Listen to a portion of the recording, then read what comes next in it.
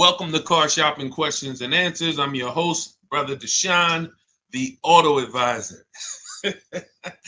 And all I care about is making sure you pay less than everyone else for cars and never spend more than 30 minutes in a car dealership. That's been my mission. I spent 14 years in the car business. Now we do these live streams to make sure you have the strategies you need to save thousands of dollars, because there's only three prices you can pay with any car. Three prices: market value, above market value, or below market value. So all we talk about here is how to pay below market value, which leads to thousands and thousands of dollars in savings. And you can start typing your questions in and we will get to them one by one.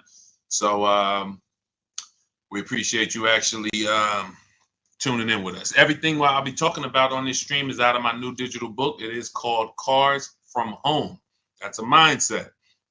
7 steps to saving time, money, and avoiding dealerships. You can get a copy of it anytime over the next 30 minutes for 75% off. It's normally a $97 book. It's worth every penny. You can see it's 5 stars. You can Google it. But as part of my welcome offer, I want to give it to you for 75% off. So if you get to my TikTok bio before 30 minutes or my Instagram bio, click that website there, or the YouTube comments or the Facebook comments, you'll click a link that you can activate that 75% off and get your book for $24 instead of $97. But it's only for 30 minutes, so make sure you get there before 30 minutes is up. Okay, so we're going to start out with Mary's question, which is what to say if I'm asked to make a down payment. First thing you have to realize is down payments are not mandatory, and in all but 2 cases, they're unnecessary. So down payments, let's say you're looking at a car, it's $25,000. You want to buy it. The bank will lend as long as you have good credit, fair credit, good credit, great credit, 20% above what the car's value is. So if you're buying a car for $25,000, the bank will lend another, let's call it $5,000. So they'll lend $30,000 against a $25,000 vehicle. Now, what does that $30,000 entail? Well, let's say you want to put no money down and you want to buy the car and put your taxes in the loan. The bank will approve that.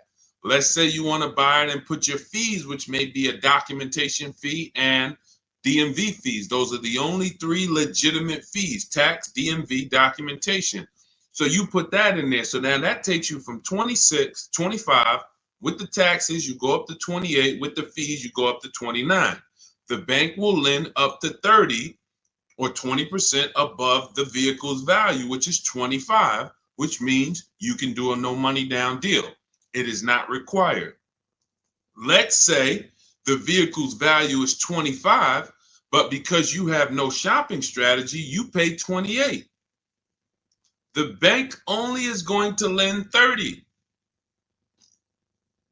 because the price you paid for the vehicle does not affect the value of the vehicle.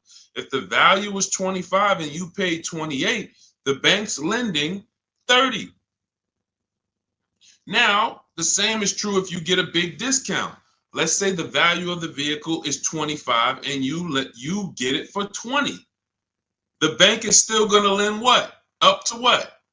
Come on, type in the chat so I know who I'm talking to. I need to make sure I'm talking to the locked in people. 30, exactly. So the loan to value ratios don't change regardless of what you pay for the vehicle. Now, as long as you are trying to get a vehicle and be with everything you want to add to your loan is within the loan to value ratios, money down is not necessary, no matter what they tell you. But what you have to understand is if you come over and you have $5,000 of negative equity, now we have to take that into consideration. Can we do a no money down deal with $5,000 of negative equity? Possibly. It's going to go back to 20% above what the vehicle's value is. So you heard, oh, maybe I get a discount, get me a nice deal, below market deal, knock $3,000-4,000 off. and I can bring over more negative equity. But the only two people who cannot do these no money down deals, and more than the majority of it, is the negative equity people, because you just have too much baggage you're bringing over. And then if your credit is too bad, where you're trying to finance everything, but even with credit being bad, they're normally just charging you a higher interest rate. They're not usually, sometimes you'll see a lower loan to value ratio, but typically the 20% is going to be customary. So it's really the negative equity that stops people from doing no money down deals in most cases. When I was at Mercedes, some of you know I worked for Mercedes for 5 years. People with 800 scores would leave with no car, negative equity. So if you have a lot of negative equity, your goal is to find a car that you can get a huge discount off of, something like, $7,000-$10,000. Even if you look at somebody like Tiffany bought her Mazda using our strategies, using the strategies in my book. She got $6,530 off. Now that's a $44,000 vehicle. So if she had $6,000 of negative equity to bring over, she could do it, because she got a $6,500 discount off the car she was buying. So this is the basis for understanding no money down, Mary. And a key is for you to understand you need to be shopping for the price of your vehicle. The vehicle you're going to buy, you should be shopping for that with an out the door price, not with a loan. So let's say you are like, I want to buy a Hyundai Elantra. You should target whatever Hyundai Elantra you want, get the equipment, and then get a bunch of offers to see who's going to give you the biggest discount, because they're not all the same. They're very different. This isn't the Apple store. You could go to the Apple store in California, the iPhone's the same as the one in Florida. You go to a Hyundai dealership in Bay Ridge, Brooklyn, it's an entirely different price from, Inglewood, New Jersey. And total different price than, Metuchen, New Jersey. They're all different. And that's what you have to understand. When you're shopping for your vehicle, you're shopping for the dealer who's going to sell you the car at the best price.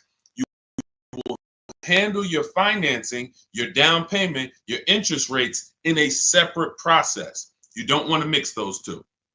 Okay? That's a good start for you understanding that you should not be in a position where they're telling you make a down payment, unless you put yourself in that position. You follow what I just talked about over the last three minutes, then you should not be in that position. You should understand when a down payment is not necessary. And almost anyone can do these deals with no down payment. Go ahead, Dolan. Let's shoot the next one up. Keep typing your questions. We'll keep getting to them. What's up, Josh? Thank you for liking the video. I see you.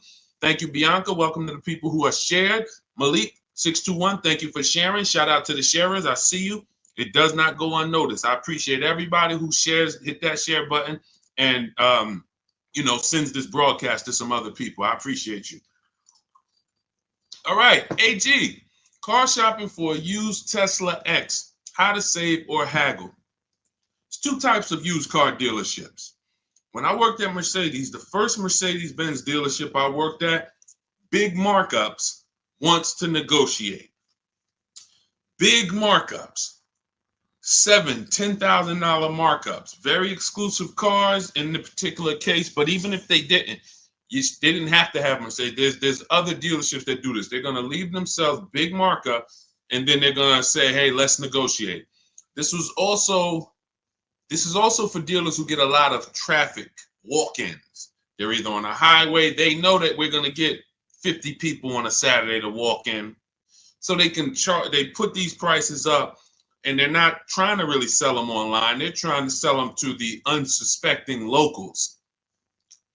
Now, different dealership says, I'm only going to mark my cars up $1,500 because I want to sell a lot of them. This is an entirely different model, different mindset, different process. Where you will get in trouble is when you're talking to a dealer, or you're about to buy, you're trying to buy from a dealer that has the $1,500 markup, has already priced their car better than anyone, and you're trying to get $2,000 off because you think you're talking to the markup dealers. That's when you end up losing. So how do we know the difference? We use a process. In my book, I have a process called the multiple marketplace strategy, where we have all the marketplaces open where used cars are. if a used car is not on a website, you should not be talking about. You shouldn't be talking to anyone about it. If you can't find a vehicle on a website, a public marketplace, where every dealer wants to sell their cars, do not negotiate on these cars because they can make up prices. Let's say if it was on a website, it'd be 26. You come in, you're like, hey, I like that blue car. Hey, how much y'all asking for it? What's to stop them from saying, hey, yeah, it's not on the website yet. We're going to be asking 29. And then you're like, oh, that sounds kind of high. Well, what did you think? I'm trying to get to like 24. Now, meanwhile, if you'd have sold for 26, you probably would have, asked for, but because you think he's asking 29, now he could talk you down to 26 and you think you got a good deal. Meanwhile, the price they should have listed it for was 26 to begin with. So that's why it's a dangerous, unwinnable game to ever negotiate with a used car that you can't find on a marketplace, public, because that's where their competition is. So we're going back to our system. We're opening up all the marketplaces, CarMax, Carvana, Driveway, eBay Motors, Cars.com, Auto Trader, Car Gurus, and Carfax. 8 marketplaces. Now, all of these marketplaces have different cars. And sometimes you will see a marketplace that has a car here for 34, but the same car is on another marketplace for 32 because they lowered the price. But because you only look at Car Gurus and you're not looking at Carfax, you didn't see that when they lowered the price, this website updates faster than this one. So that's why we're on 8 marketplaces. And then we're narrowing it down based on the first thing you need to do is look at assess the market, I call it. In my book, in my multiple marketplace strategy, this is called assessing the market. What's the low prices? What's the high prices? Where the low side at? Low side is around 22. Okay, I see that. Now, the 22s are going to be garbage cars, accidents, frame damage, title messed up. But every now and then you see one for 22.5, 23, and it has a good Carfax and it has good service record, but it may not be the color you want. So now that has already set the market for you. I want it black, but I see a white one here. It has everything I want, but it's not the color. That means the low side of the market for that car is that. That's assessing the market. So now we're trying to find a vehicle there because, again, there's 3 prices that you can pay for any car. Market value, that's what negotiators pay. Above market value, that's what people who don't negotiate, can't negotiate, don't like negotiating pay. And then you got below market value, which is what people who use competitive bidding and put dealers against each other pay. Now, when we look at these low market, now we're trying to see, do we wait for a vehicle to pop up and can we screen down a couple vehicles to get to a top 3 or top 5 best choices? Once we do that, those are the vehicles, AJ, that we're going to see if we can make a final deal on, because they're already at the low side of the market. So what's going to happen? Either they're at the low side of the market and you're dealing with a dealer like the first Mercedes dealer I worked up, meaning they're not going to sell the car for that price. They're going to try to mark up prep fees and marketing fees and all types of bogus fees, but they want you to come in first. They're not going to put that online. They want people to come in and say, hey, I saw this car. And then by the time, who's ever sat down, be honest, if you've ever sat down, you came to look at a car, they were asking like 22. But by the time everything got added up, they slapped like $7,000 more on it. Warranties, all types of stuff. And you're like, wait, who's had that happen? Type me if that's happened. And I need you to dialogue. Listen, I'm talking to the locked in people. Right, I see you, Josh, 100%. Okay, so this is a tactic. Look, absolutely. So this has happened to Judy, a lot of people. This is a strategy. It didn't happen by accident. They're purposely depending on people coming in, not calling in advance, and then they want to negotiate with them. Goes back to the first deal I said about the first deal I worked at. They want to negotiate.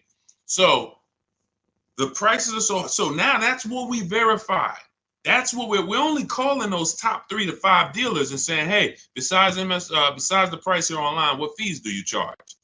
Once they say, oh no, tax, title, fee, doc, all right, now we know our last step is we need to get the original window sticker price so we can find out the true discount. Because we need to know, AJ, if we're dealing with a dealer who has the markup or not. And we never ask them for a discount over the phone. We go there because you got to understand these. I'm telling you how dealers operate because I've been inside. Every dealer who puts a used car on a website, we use a tool called V-Auto. It tells us where the vehicle we have priced at, where it ranks in the pricing. It'll tell us if we're in the top 3 best prices within 50 miles. It tells us that. So when you ask them for, hey, can you take off $2,000, $1,000 over the phone, especially if the car just got there, they're going to say, nah, listen, you can come in, we can see, but the car just got here. What we do is we drive there. We already know it's the best price on the market. So either way, we're coming home with a car. Unless it just doesn't drive well or something like that. Every now and then that happens. But usually when we leave and we know we've done our assessment from home, we're going to make that deal. That's how I did with my Infinity truck. I just had to test drive it, lock the deal up. When we do that, that's all we're doing when we get there. And we already know. Now, what we'll do, we'll ask them, hey, could you take off another $1,000? If they have it, they'll do it. If they don't, they might say, listen, we don't have it. The car just got here. I only got the car marked up. You see, we know they're telling the truth because we've done the research online. So now you know if you're programmed to only, hey, if I don't get 2,000 off, 3,000 off, then I can't buy it. And you're going to miss the dealers who want to, they literally put their cars online. They want them going in 24, 48 hours. They make sure they're the best price and they sell lots of used cars. You go in there trying to get 2,000, 3,000 off from them, you're missing opportunities. That's how it goes. Okay, this is all, that's all part of my multiple marketplace strategy. It's in my new digital book. It's called Cars from Home, 7 Steps to Saving Time, Money, and Avoiding Dealerships. As part of my welcome offer, you can get your copy for 75% off, but it's only for 30 minutes. So you go to my TikTok bio or my Instagram bio, the YouTube comments, or the Facebook comments. You won't pay the normal $97 price, but it's only for 30 minutes. And then you'll have everything we'll be talking about on the stream step by step. Go ahead, Dolan. Next question.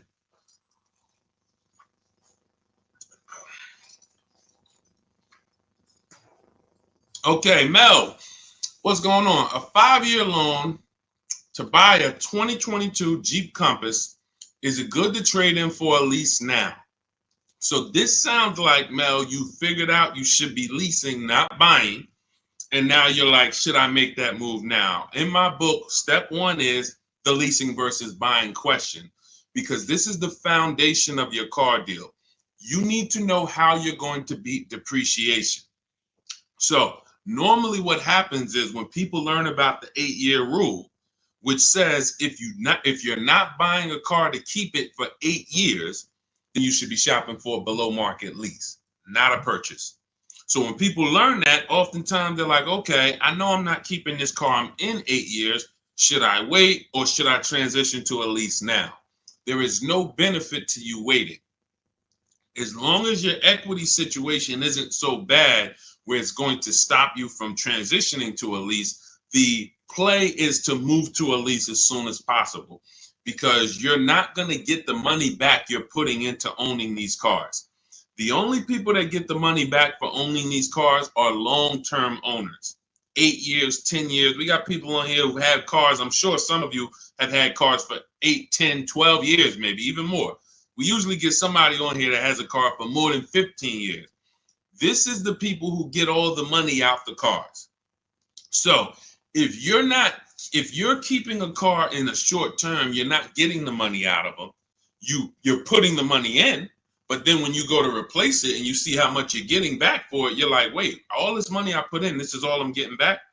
That's why you don't want to put the money in. And that's what happens with below market leases. You look at somebody like Zafrina. Zafrina's driving a $65,000 vehicle, Jeep Grand Cherokee. I got it here on the screen. She's paying $579 a month, no money down.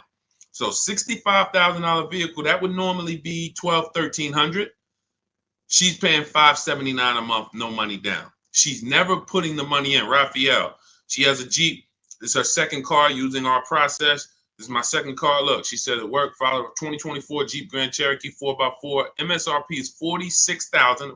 Well, it's $45,900, but let's say 46. Payments $549. That's a 1.19% lease. That's normally at $45,000 before we even throw the taxes in. That's normally a $900 payment on a 5-year loan. You can type that into any auto loan calculator and see. So you're going from $900 to $549. $900 is what people are paying to buy, unless they put more money down. And then, see, people never factor in their money down. So that's why I always, when I'm talking to you, I'm going to let you know how much it costs with no money down. Because if it's $900 a month with no money down, but you decide you want to put $15,000 down, you can't tell people, well, my car payment's only $700 a month.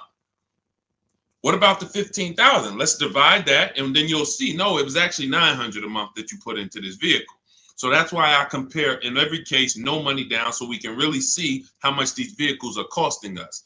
So when you're paying $900 a month, you need to try to get that money back. And after a while, you'll see if you pay the car off and you keep it a long time, it makes sense. If you keep a car, somebody just said I had an 03 Camry from day one. Look, 307,000 miles. Now, time heals all wounds. He could have paid $10,000 too much for that Camry. Just overpaid. He didn't know what he was doing. It was supposed to be 20. They charged him 30.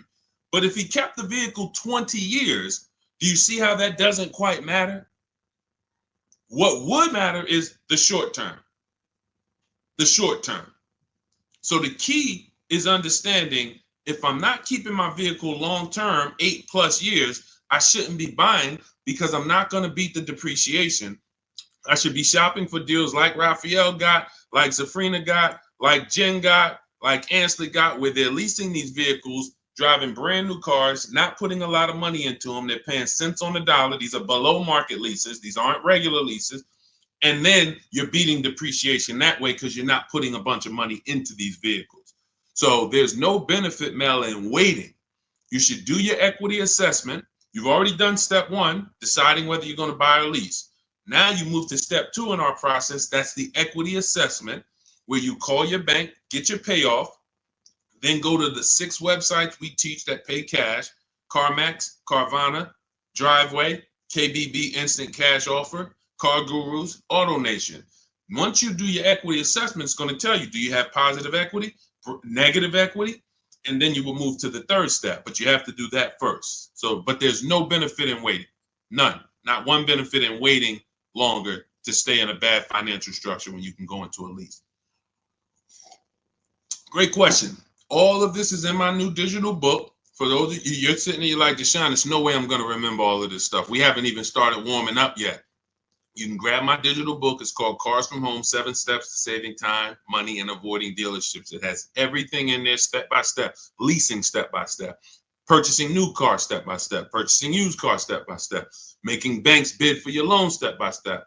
And you can get it for 75% off as part of my welcome offer in my TikTok bio or my Instagram bio. Click the website there, and or YouTube comments or your Facebook comments, and you can get it for 75% off, which will be $24 instead of the $97. But it's only for 30 minutes. Once 30 minutes expires, the welcome offer does go away. And $97 is still a great price for what you're going to get, but 24 is better. Okay, go ahead, Dolan. Next question. Just got the book the other day. Awesome, Mel. And I see you already made the decision about the step one, which is great. Just move to the equity assessment and just keep checking off the steps. Just trust the process. You're going to be just fine. Thoughts on leasing versus financing? Well, T, this is exactly what we just spoke about. I have a very clear rule. It's called the 8-year rule. where it says if you're not buying your vehicle to keep 8 years, you should be leasing. And not just getting any lease, you need to get a below market lease, because some people will tell you leasing, this is when you know it's bad. When a dealer tells you leasing is the same price as buying, you're dealing with an 80% dealer, which means they are going to charge you a lot of money. And that lot of money is trying to discourage you from leasing, but that's not what a lease deal would be if you shopped around. So look at Ansley. Ansley has a 2024 Infiniti QX60. It's a $58,000 vehicle. He got it for $554 a month. Only first month's payment down. I want you to pay attention to these details. We're not putting money down to get to these payments. These are what is called 1% leases, or anything below 1.5 we consider a good deal. Anything below 1% we consider it a steal. So it's a steal, it's a deal. And over 1%, over 1.5%, I say in my book, it's time to chill. We don't lease those. We don't sign those leases. They're bad lease deals. But look at Jen. Jen pays $512 a month. Now, normally these vehicles that they're buying would be $300 to $400 more per month if they bought them. So when you take somebody like Danielle's Audi. It's a $45,000 Audi, 44 and change. If she bought that vehicle, she's looking at a $900 a month payment, no money down, 5 years. She's leasing it, no money down, $550. So she's paying, call it almost $400 less per month, because we didn't even put the taxes into the price of the vehicle. So if we put taxes into that MSRP, then it might be around $48. And her payment's probably going to be about $950 for 5 years. She's paying $550. Now, let's just to give you an example to understand it deeper, let's say she got a big discount off this Audi. Let's say they knock off even $10,000 for her, which would never happen. But let's just say she knocked off, I just want to prove a point here. Instead of 48 with the taxes, let's say she gets a big discount. She's at 38 now. How much is the payment on $38,000? Some of you know every $5,000, and that's going to be a little, roundabout math for you to do. Every $5,000 is about how much per month? Let's talk to the people who know this. Every $5,000 on a car loan that you look at every $5,000 is about how much per month? Not 1,000, Mel. I think you typed an extra zero by accident. Yes. $100. Yes, $100. Yes, I see a lot of people. Look, thank you, Cleef. Yes, I listen, man. I love the locked in people. Shout out to the people who locked in, following, and learning from what we're talking about here, not just letting it go in one ear and out the other. So when you look at a $10,000 car, you should automatically think that's $200 a month. $20,000 car, $400 a month. $80,000 car, you should be thinking, okay, that's $1,300 a month. So when you have these parameters, you don't get in trouble and you don't let people slap you in long loans. And how my payment so low? That's because you're in a 9-year loan. So when you have these parameters, you can't be tricked. So let's go back to, if she got a big discount off that Audi, 38 instead of 48. She's still looking at a $750 payment, $775. She's paying $550. So that is an example of how it's nowhere close. Even with the biggest discount you would get off of a brand new car, a below market lease is still so much lower from an investment standpoint, from what's coming out of your household. And let's take one more scenario, and this is all tied into the 8-year rule. When I say you can make it easy on yourself and just say, if I'm not keeping the car 8 years, I'm going to shop for a below market lease. Now I'm explaining the math behind it so that there's math behind it. So all right, I didn't just pull the 8 years out of my hat and say, hey, there's math behind it. So let's look at one more scenario. Let's say Danielle, somebody says they want to get a used Audi, because there's some of you you're like, well, Deshone, what if I buy used? Does it still make sense? Does the 8-year rule still apply? Because I'm going to knock, 20, 30% off the price. If I get it used, now it makes sense to buy, right? No, it doesn't. Let's go deep on this. So let's say Danielle, instead of 44, where her Audi is, let's say she finds a nice one for 28. 3, 4 years old. I'm being generous. She finds a nice one for 28. With taxes, let's just round it out to 30. That's her all-in price. She finds her a nice 3 to 4-year-old Audi. 1 year left on the warranty, and then she's going to be on her own. $30,000. What's her payment? 5 years. What's her payment? Let's go. Type in. $30,000, $600 a month. Thank you. $600 a month. So we just took some very clear scenarios, and we took 35,000 would be 600 a month. Would be 700. Josh, 30,000 is going to be 600. Yep, you got it. I see you updated it. So now let's look at this. We have a scenario where Danielle's driving a brand new Audi for the next 3 years, $550 a month. Had she bought a brand new one with a dramatic discount, she's still be with a regular discount, she's going to be $900 a month. With a dramatic discount, she's still going to be it was close to it was 38. So 38, still close to almost $800 a month, $775. Then with her used version, if she bought a used version and got a great price on it, 28 plus tax, she's at $600. So every one of those scenarios is much more expensive than the purchase and then the lease, than the below market lease. And frankly, you can't really compare a 3-year-old, 4-year-old Audi to a brand new one. You just can't. Because you're only you're paying $600 a month, I'm paying $550, but the benefits even outweigh that. You're gonna have no warranty after a year. Anything goes wrong, you're on your own. You're going to, 3 years from now, your vehicle's going to be 7 years old. 3 years from now, I'm going into a brand new, another version, 2028 or whatever's going to be out then. So there's no comparison. When does the buyer win? The buyer wins in the long run. You can see the buyer's losing in the short term, right? In every one of those scenarios I just laid out, the buyer is clearly losing. Brand new car buyer paying $300, $400, $500 a month more than the below market lease, losing.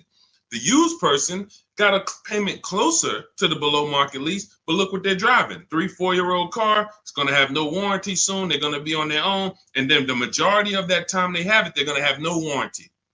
That is the life of the buyer. But after 8 years, the money paid starts to stack for the lease person. Because if I'm paying $550 a month, all right, let's say Danielle gets 3, 4 Audis in a row. She just got 4 Audis, every single one of them, she gets below market deal $550. Below market deal $550. After she gets to year 8, she's paid more than these other people. Year 8, she's paid more. So at that particular point, financially, the buyers are ahead. But before that, the buyers have lost because Danielle's driving better vehicles for less. That's why it's the 8-year rule. This is the first decision you make, because if you make this wrong, you lost. If you go in to buy a car, if you go in and you buy a car, but you should have leased, you lost. I just showed you. Doesn't matter how good of a deal you got. Man, Deshone, they knocked 15% off for me. Does not matter. If you're going to replace that vehicle in 3, 4, 5 years, you would have been better off getting a below market lease and never tying up all of that money in the vehicle. That makes sense? Type $signs if you're clear on that. Type $sign, $sign if you're clear on that. All of this is in my new digital book. That's step 1. It's called Cars from Home. It's 5-star rated. Thank you to everyone who's reviewed the book and rated it. And it's called Cars from Home, 7 Steps to Saving Time, Money, and Avoiding Dealerships. That was step 1, which is our leasing versus buying question. That's how we put our deal on the right foundation. And that's the most important question. It's literally called that in the book, the most important question. How many years are you going to keep the next car? That's when we decide leasing versus buying. So as part of my welcome offer, you can get your copy of Cars from Home for 75% off in my TikTok bio or my Instagram bio. Go to click the picture of me, click the website. and then you can activate your 75% off for the book, but it's only for 30 minutes. Also in the YouTube comments or the Facebook comments. After that, price goes back up to $97. Welcome offer is gone, but go get your book and come on back to the show. And make sure when you get the book, you screenshot the thank you page, because on that thank you page is the link to open the book. I also email you a copy, but sometimes you type in your email wrong, you type in too fast, and that screenshot has my support team's email, where you can email my support team just in case you type your email wrong and your book's not in there. So go ahead, Dolan. Next question. Just keep them coming. Keep typing your questions, y'all. We will get to as many as we can while we're on. How do you calculate the negative equity? This is a great question. Negative equity, you want to calculate based on your highest possible offers. When you calculate your negative equity based on anything but your highest offers for your vehicle, then you are now putting yourself in a position where you have more negative equity than you would have. So let's say you go into a car dealership, which we never do, and talk numbers. We go into a car dealership, test drive, pick up our car, but you're there, you're talking numbers. Now they look at you and they tell you your car is only worth 16. You have $6,000 of negative equity. That means you owe 22. So your car's worth 16, you owe 22. They're telling you you have $6,000 of negative equity. Now, the problem is, if you believe that without actually doing what we call the equity assessment, which is getting bids for your car from companies that pay cash. They buy cars same day, you come out, or sometimes they send an inspector. It's a very quick process. They cut you a check and they pick up your car, right? There's 6 companies we use right now to do that. Carvana, CarMax, Driveway, Kelly's Blue Book, Instant Cash Offer, AutoNation, and Car Gurus. Now, these 6 companies bid, we get their bids. Now, let's say CarMax decides they can pay you $19,000. You owe 22. How much negative equity do you have now? The dealer, your car was only worth 16 to them, but to CarMax, it's worth 19. So instead of 6,000 negative equity, you only got 3,000. But if you didn't get the highest offers for your vehicle, your negative equity is going to appear larger. It's going to be larger. And it's not because it should have been. It's because you didn't employ strategies to maximize your vehicle's value by putting it on the open market.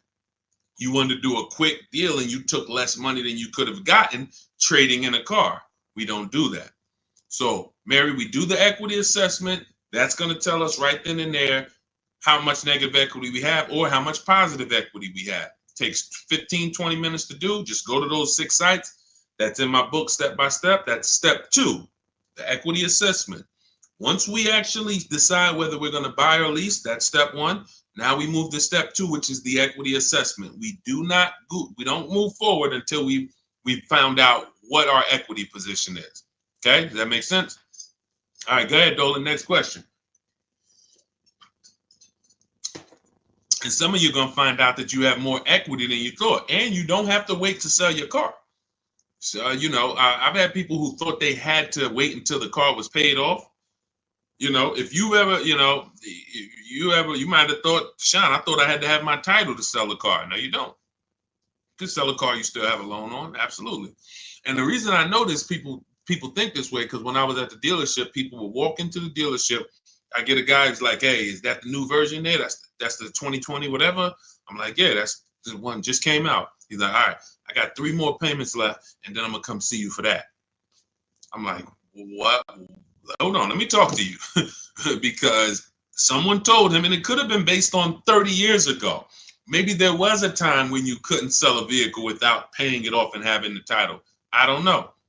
But in this particular case, it makes no sense to run a race, pay off a car, and then turn around and go get another car. You should be leasing.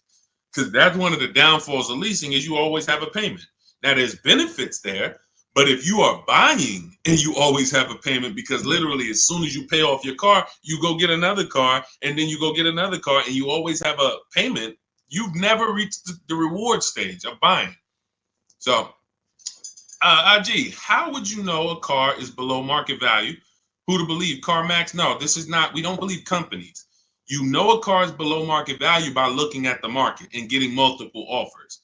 There is no quick, oh, let me plug this in and this tells me this. We don't trust anyone. There's no trusting or believing anyone. You want to assess the market. If I'm looking at a bunch of used cars and I'm looking at, okay, 2020 to 2022 Honda Civics, I can see what the low side of the market is. They're at 19. I can see the middle of the market is about 23. Then I can see these all of my other ones, they high. I need to know where the low side of the market is. If I'm leasing, everything we do with buying, if we're buying a new car or we're leasing, we use a strategy in my book called the 25 to 5. We connect with 25 dealers online. We're going to get 5 offers. This is for new cars and leases. Assessing the market for these cars comes through multiple offers. So when I look at, let me give you an example. I use an example like Teddy.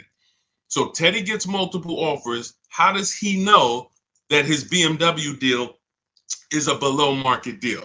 Says here, look, the post is a bit wordy, but I'm too pumped. I will never lease another vehicle any other way. From start to finish, this deal took 6 days. Connected with 25 dealers online. We do this in 20 minutes. I show you in my book how to do this in 20 minutes. 4 nearby states. He's on the Indiana border. I received 10 offers. I only use the scripts provided. So I provide you with email scripts, copy and paste, because I know everything these dealers are going to say. Obviously, I was a car dealer for a long time, so I know the canned responses. So I wrote the email templates to respond to them. Now, he ends up, this is a $73,000 vehicle. He closed his deal at $856 a month, no money down. Now, how does he know $856 was the below market deal for his BMW? Because his highest offer came in at $1123. So you can see my highest offer during this process from a different dealer was $1123. Look, the dealer closest to me, the local dealer, came in at $986. So his closest dealer is $986. His highest offer is $1123. He closes his deal at $856. It's clearly below market value because he sees the market. The only way to get below market deals is to look at the market. That's why we have the best system for getting multiple offers on new cars and leases. Or if we're shopping for a used car, we're looking at multiple options. That's the only way. That's why I said there's 3 prices you can pay for any car. If you're going to buy a car, lease a car, if you're going to buy a new car, buy a used car, or lease a car, there's 3 prices you can pay. Market value, that's what negotiators get. They don't know if they're actually getting a below market deal. They're just negotiating to try to get to the bottom. But they don't know they're at the bottom because they don't even know if they're at the dealership. Let's just say, let me go back to Teddy's deal. Let me show you an example of why you can't get a below market deal from the wrong dealer. This Teddy's local dealer comes in at $986 a month. Now, we have counter offer calculators in my book. His $986 from his local dealer is not the first offer. That's the last offer. That's, hey, we're not doing anything lower than that. The highest offer, $1123. We're not doing anything lower than that. So if somebody's in there and they're negotiating with one of those dealers, they're not going to get to $856. They're at the wrong dealer.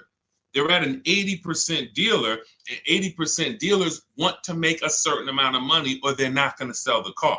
If they can't make $5,000, they're not going to sell a car. $7,000, whatever it is, I'm not going below this. Meanwhile, the dealer who beat everyone's offer at $856, maybe they only made $2,000. Maybe they only made $3,000. Who knows? But the point is, they said, I don't need to make all that.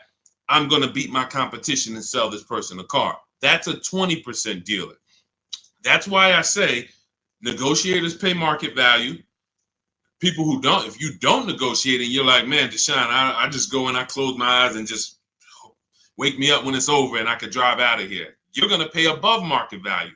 So you're gonna, because you just don't have any, you don't have any fight in you, you have no strategy. But below market is reserved for the people who are putting dealers against each other, because it's the only way to know you got a below market deal is when you can look at enough options and know that you paid less.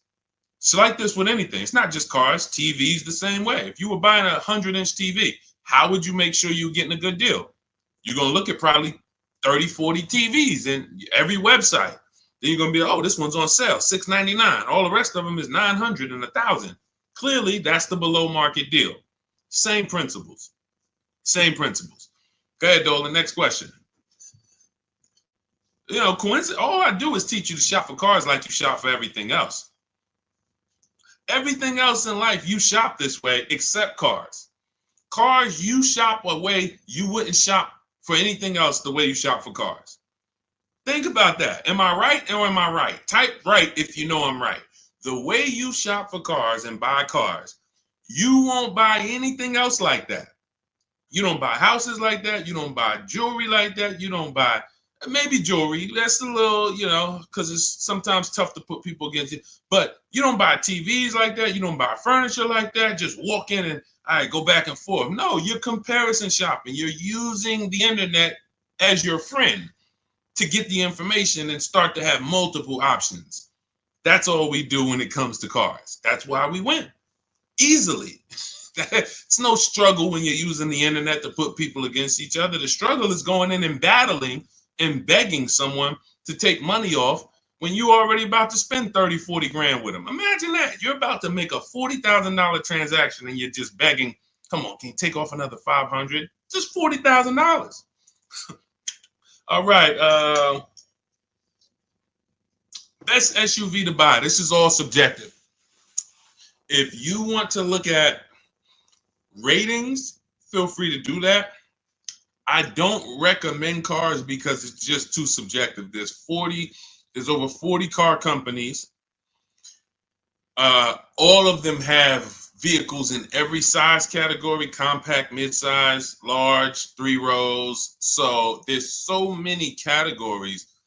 The key is this: find one you like based on looks. I like the look of that. And then you can come home and do what we call a quality check. This is in my book. This is in step 4. This is when we make sure the car we're shopping for is a good car. Some vehicles have a bad DNA. I want you to remember this. DNA you can't get around. You cannot repair DNA.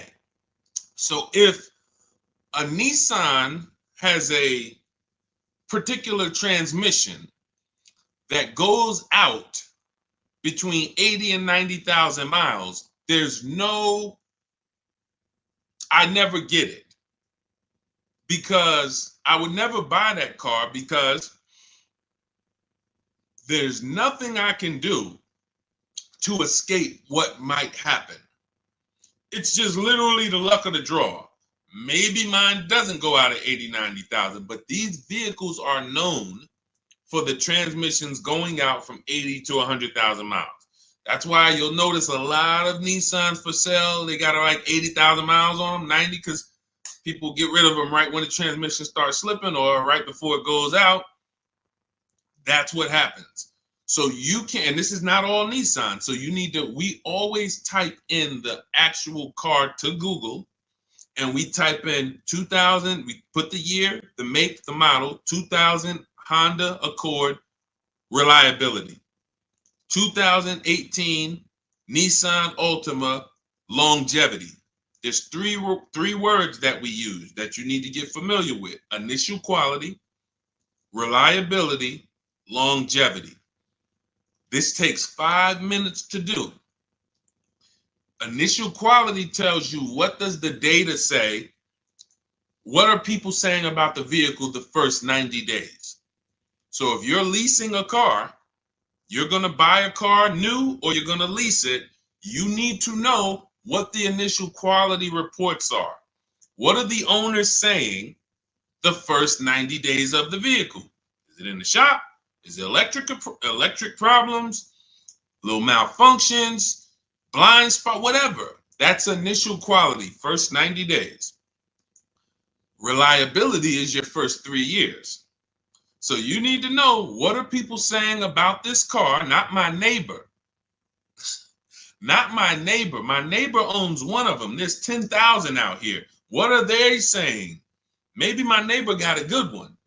You know what I'm saying? Your neighbor might have just got a good one.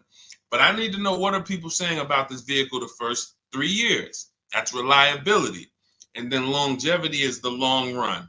7, 8 years, the engine. People, you're going to see people like Motor Trend and Vehicle Engines, all these websites that all they do is study engines and longevity. What are they saying about this vehicle? Are they saying that the transmission's known to go out?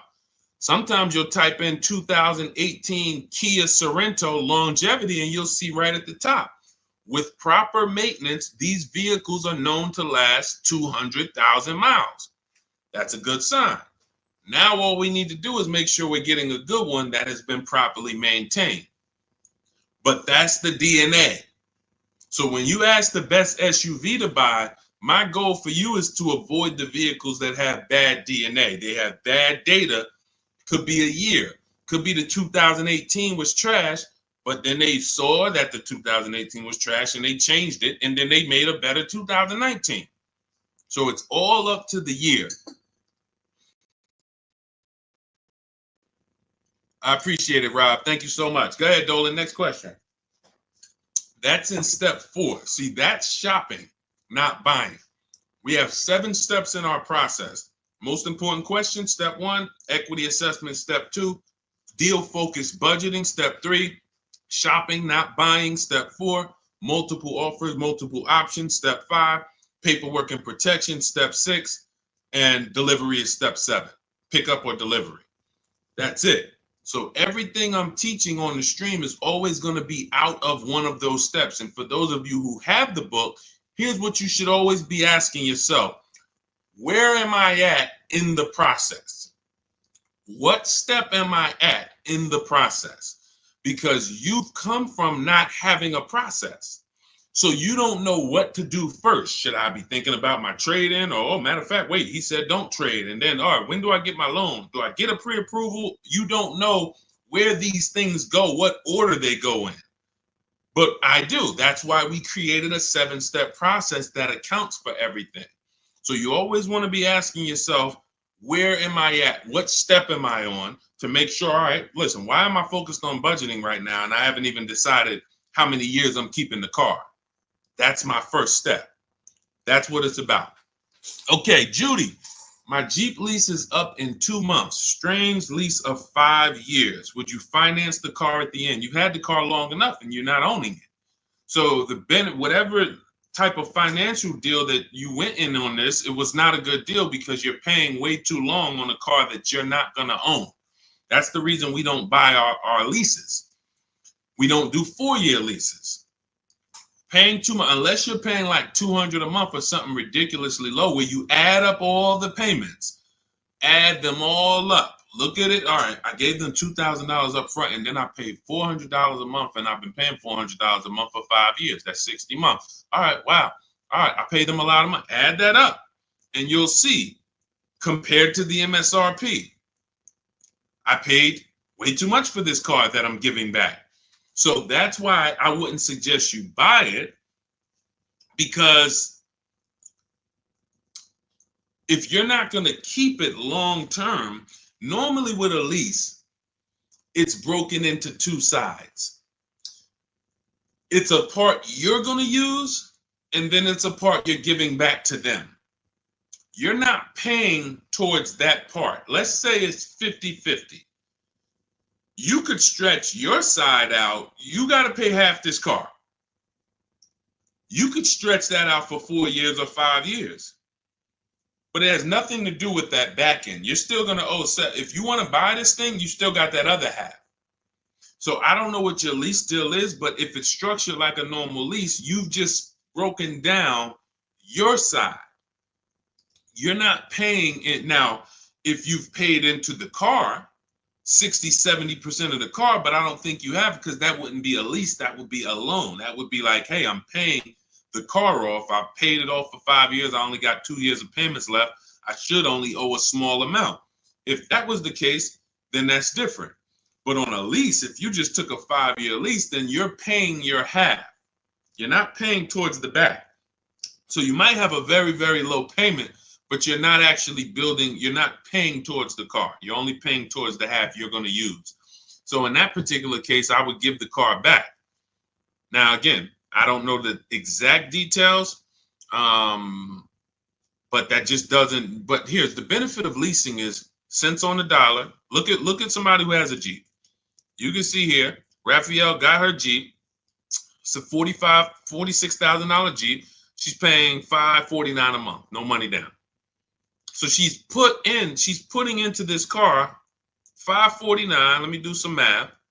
This is why when we get away from these structures, it doesn't make sense anymore. $549 times 36, that's $19,700. Now, going back to her deal, the vehicle itself is $45,900 plus tax and fees. She's going to pay $19,000 over 3 years. That's less than what the vehicle would normally depreciate. So her vehicle that's 46 minus 19, about 27 is what's left, not to mention her tax. This is why you have to be judging the lease deal. Leasing is all about, I need a low payment and I need to pay less than I would have tying up all of this money. So once we get into these long leases, we've defeated the purpose. We've defeated the purpose of leasing. So I wouldn't finance the car at the end, Judy, unless you look at your deal and you can see that you only owe like another 10 grand or something, or 12 grand. Then okay, maybe you do pick it up on the back end, but then you should have equity. Because if it's going like a normal loan and you've been paying for 5 years, you should do your equity assessment, you have equity. But if you're in a 5-year lease, you won't have equity. All right? That's a strange structure for sure, like you said, and never do it again. Unless I'm wrong about it, that's just not something that you want to do again. And hopefully you had a super low payment and you just kept the payment low for 5 years. But again, you're in the same car, there's no warranty. It's just, let's do something different. There's much better ways to benefit financially and drive, nice vehicles. Yep, you got it, Elaine. Thank you. Thanks for always tapping in. I always see your comments on my videos. I appreciate it. Go ahead, Dolan. Next question. Okay. Rita, what have you heard about the 2024-2025 Nissan Kicks? I would look at what we said over the last 7-8 minutes when we're checking the DNA of a vehicle. I ran down how we check reliability, initial quality, and longevity, and I would let it go from there. I don't give my opinions on cars. Now, what I do is I'm preparing these top 5 reports. So that's something we want to launch big in the next 2-3 weeks. We want to start giving you, based on the data, what are the top 5 worst SUVs, compact SUVs? What are the top 5 worst luxury cars? What are the top 5 best compact luxury cars? So we want to give you those things based on data, but that's not my opinion. You don't want to take someone's opinion on a car. You want to go where the data goes, because the data polls tens of thousands of people who have the car, and they report, this is what people are saying. This is what most people are saying. And that's all we want to focus on. But what I do, Rita, is go back into the YouTube video, rewind about 7-8 minutes. You'll hear my whole layout of how we check reliability, dependability, initial quality, longevity, how we check the DNA. That's checking the DNA of the car. And that's what's super important. You don't want to end up with a car that's in the shop every 3 months. I could teach you to pay less than everyone. Yeah, all right, you use the strategies, you paid less than everyone. But what does it matter if you have a car that's now, every time you go out, check engine lights on, every 3 months, check engine light? What is this? So make sure you do that. Okay, and this is all in my new digital book, Cars from Home, 7 Steps to Saving Time, Money, and Avoiding Dealerships. We're talking about a piece of step 4, which is shopping, not buying. The reason it's called shopping, not buying, is because shopping is deciding what you want. Now, you're not taking enough time to do that. You are letting people rush you in a lot of cases. And now, once we decide what we want, it only takes us 90 minutes to get it. You saw what Ansley said. He got his deal, Teddy, 6 days. I got my below market deal. Ansley, he got his Infinity truck. Look, he said, I started the process Saturday. I accepted a deal Monday. It's quick. By the time we hit the market, we are seeing below market deals like that. So it's not even a matter of needing a month or 2 or 3 to be able to do this. Now, if you have time, you can watch the market, because deals change every month. So you can watch the market and see, okay, let's see the lease deals next month. Let's see where the used car price is going next month. Are they going down, up? So if you have time, that's a benefit. But even if you have a week, you can still get a below market deal. So that's step 4, shopping, not buying, deciding what you want. And when you do this the way I'm teaching you, you'll never worry about getting a car and then 3 months later you're like, man, I don't like this car. I need to replace it, which is a loss, because you're going to lose money, because you already depreciated the car. Now you're trying to replace it. So you're going to lose probably 15% of the value, whatever you paid for it. So we don't want to do that. You want to take the time to shop. You want to choose your vehicles wisely, test drive them, and you want to enjoy the process. And you will enjoy the process when you stop mixing buying with shopping. Let me say that again for those in the back. You will enjoy the shopping process, which is deciding what you want, when you stop mixing that with buying. Hey, Charlie, we're going out this weekend. You and your mother, we're going to go test drive some cars. We're going to go see the Nissan. Then we're going to go to the Chevy dealership. And I want you to sit in the back, and I want you to make sure that you can get all your football equipment back there. We're going to look at like 3 different vehicles. Oh, that sounds good. That sounds good. Now you're at the first dealership. You see it. Okay. All right. What do you think, Charlie? This is nice. But yeah, this is nice, Dad. I like it. Let's go see some other ones. Next thing you know, the salesman says, hey, well, we got a sale today. So 1-day sale. Oh, now you're sitting down. Now you're sitting down. What are you talking? Well, Dad, what's going on? I thought we were going to the other dealerships. Yeah, son, hold on. Me and Daddy and Mom, we're working a deal here. Next thing you know, you're buying, not shopping anymore. And this is how you leave money on the table. Don't shop competitors. This is a tactic.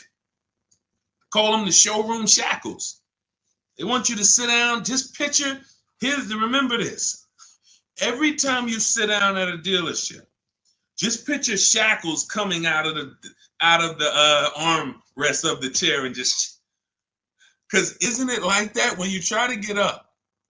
Doesn't it feel like you're shackled? When you try to get up, hey, some of you can't even get your keys back. Hey, where my key? Hey, you got my license? Hey, who has my driver's license? Hey, did you give me back my license? So this is a tactic. So once you understand, we avoid all of this. We never talk numbers in the dealership. When we're there to shop, which is decide what we want, test drive, go home. If that's the vehicle we want, we will be reaching out to buy it from home, online, by email. And if you're going to do it your way, you can call around, you can call them, but do not discuss numbers at the dealership. It's a losing battle. You have no leverage there. Go ahead, Dolan. Next question. All right. If you're getting value out of the stream, can you type a $, $, $, just send $, $. Let me know you're getting value out of what we're doing. Every time I see the $, I appreciate it. It lets me know we're connected and you're getting what we're talking about. Thank you, Sherwin. Thank you, Raphael. Thank you, Rob. Appreciate you. All right. Listen, let's go. Next question, Dolan. Yeah. Thank you, Jeremy. I appreciate it. I see you. Thanks, Tracy. Which value guide do most lenders use to determine value? Probably NADA.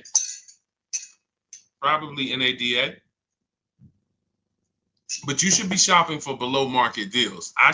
Listen, you could, if most people are paying 25 and the bank's using 25 as the value of the car, I don't want to pay 25.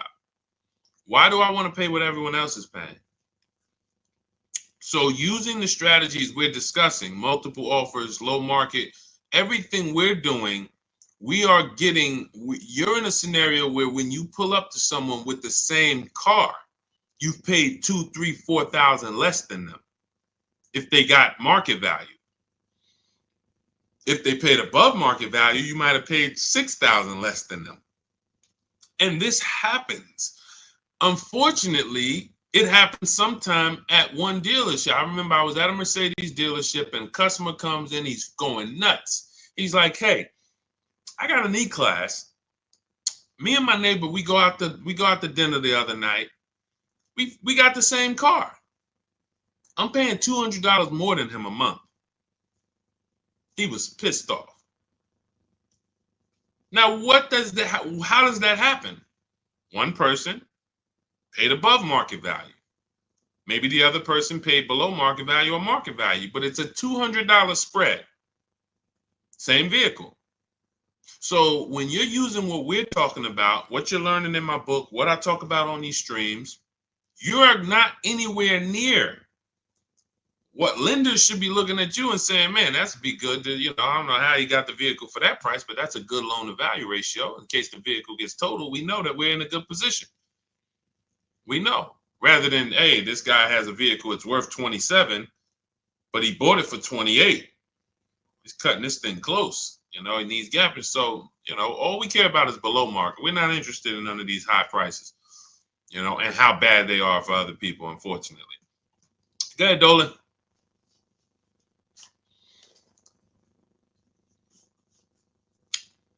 For Countess, does it matter what type of vehicle you lease? Well, every vehicle has a different lease program attached to it. So every trim level has a different lease program attached to it. So a Mazda 3 Sport has a different lease program than a Mazda 3 Touring in many cases. Has a different lease program than a Mazda 3 Grand Touring. So every vehicle is different. Here's how I look at leasing, and here's how I want you to look at it if you want to talk value and money saving. You're looking for the car that you could drive the highest MSRP car for the lowest price. So my first lease was a Pontiac G6 $256 a month. It was like a $20,000 car in 2006. I paid a little more for it because I didn't have the credit. I had never financed a car. So I had to pay, I think I got tier 3 through my dealership. It was like maybe $40, maybe $30-something more per month that I had to pay. But my next lease was when I was at Mercedes, I leased an Infiniti that was next door. It was like a $32,000 car, $325 a month. It was an Infiniti G25. And then maybe a $35,000 car, G25. Then I leased a Q50, which was a $45,000 car, $345. Then I leased another Q50 because this was my wife's car, $365. And then I leased myself a Jeep Grand Cherokee 2018, $330, $35,000 truck, $330 a month. These are all under 1%. You take the monthly payment, divide it into the total MSRP. If it's under 1%, this is a steal. Incredible value. You're driving very expensive vehicles for very, very low payment. So, and then the last Infiniti that I got that I leased was we had 3 Q50s that my wife drove. And the last one was $365. So it kept going up by $20. Every time it would go up by $20. We had 3 Q50s. These were $44,000 vehicles. So that's how I approach leasing. Now, I might look at another vehicle, the same $45,000, but the lease program is not as aggressive. Once I shop my offers, maybe I'm at $500 because it's a different lease program. The lease program, in order to be at a 1% lease or close to it, you need a lot of support from the manufacturer. You need rebate, you need incentive, and then you need to get bids. So you can have a great lease program, but if you're at an 80% dealer, you're not going to see these deals that I've been showing this whole stream. You're not going to see any of these deals. You need a great lease program, and that combines with the bids that you're getting. And then once you get that, you can see, am I at 1%? Am I at 1.2%? Am I under 1%? Safrina got a 0.88% lease on that Jeep Grand Cherokee, the electric version. She got a 0.88% lease. Ridiculous. $65,000 vehicle right here. She's paying $579 a month. No money down. $65,950, $579. That's a 0.88% lease. Ridiculous value. Ridiculous value. So the lower value, the lower percentage, the better.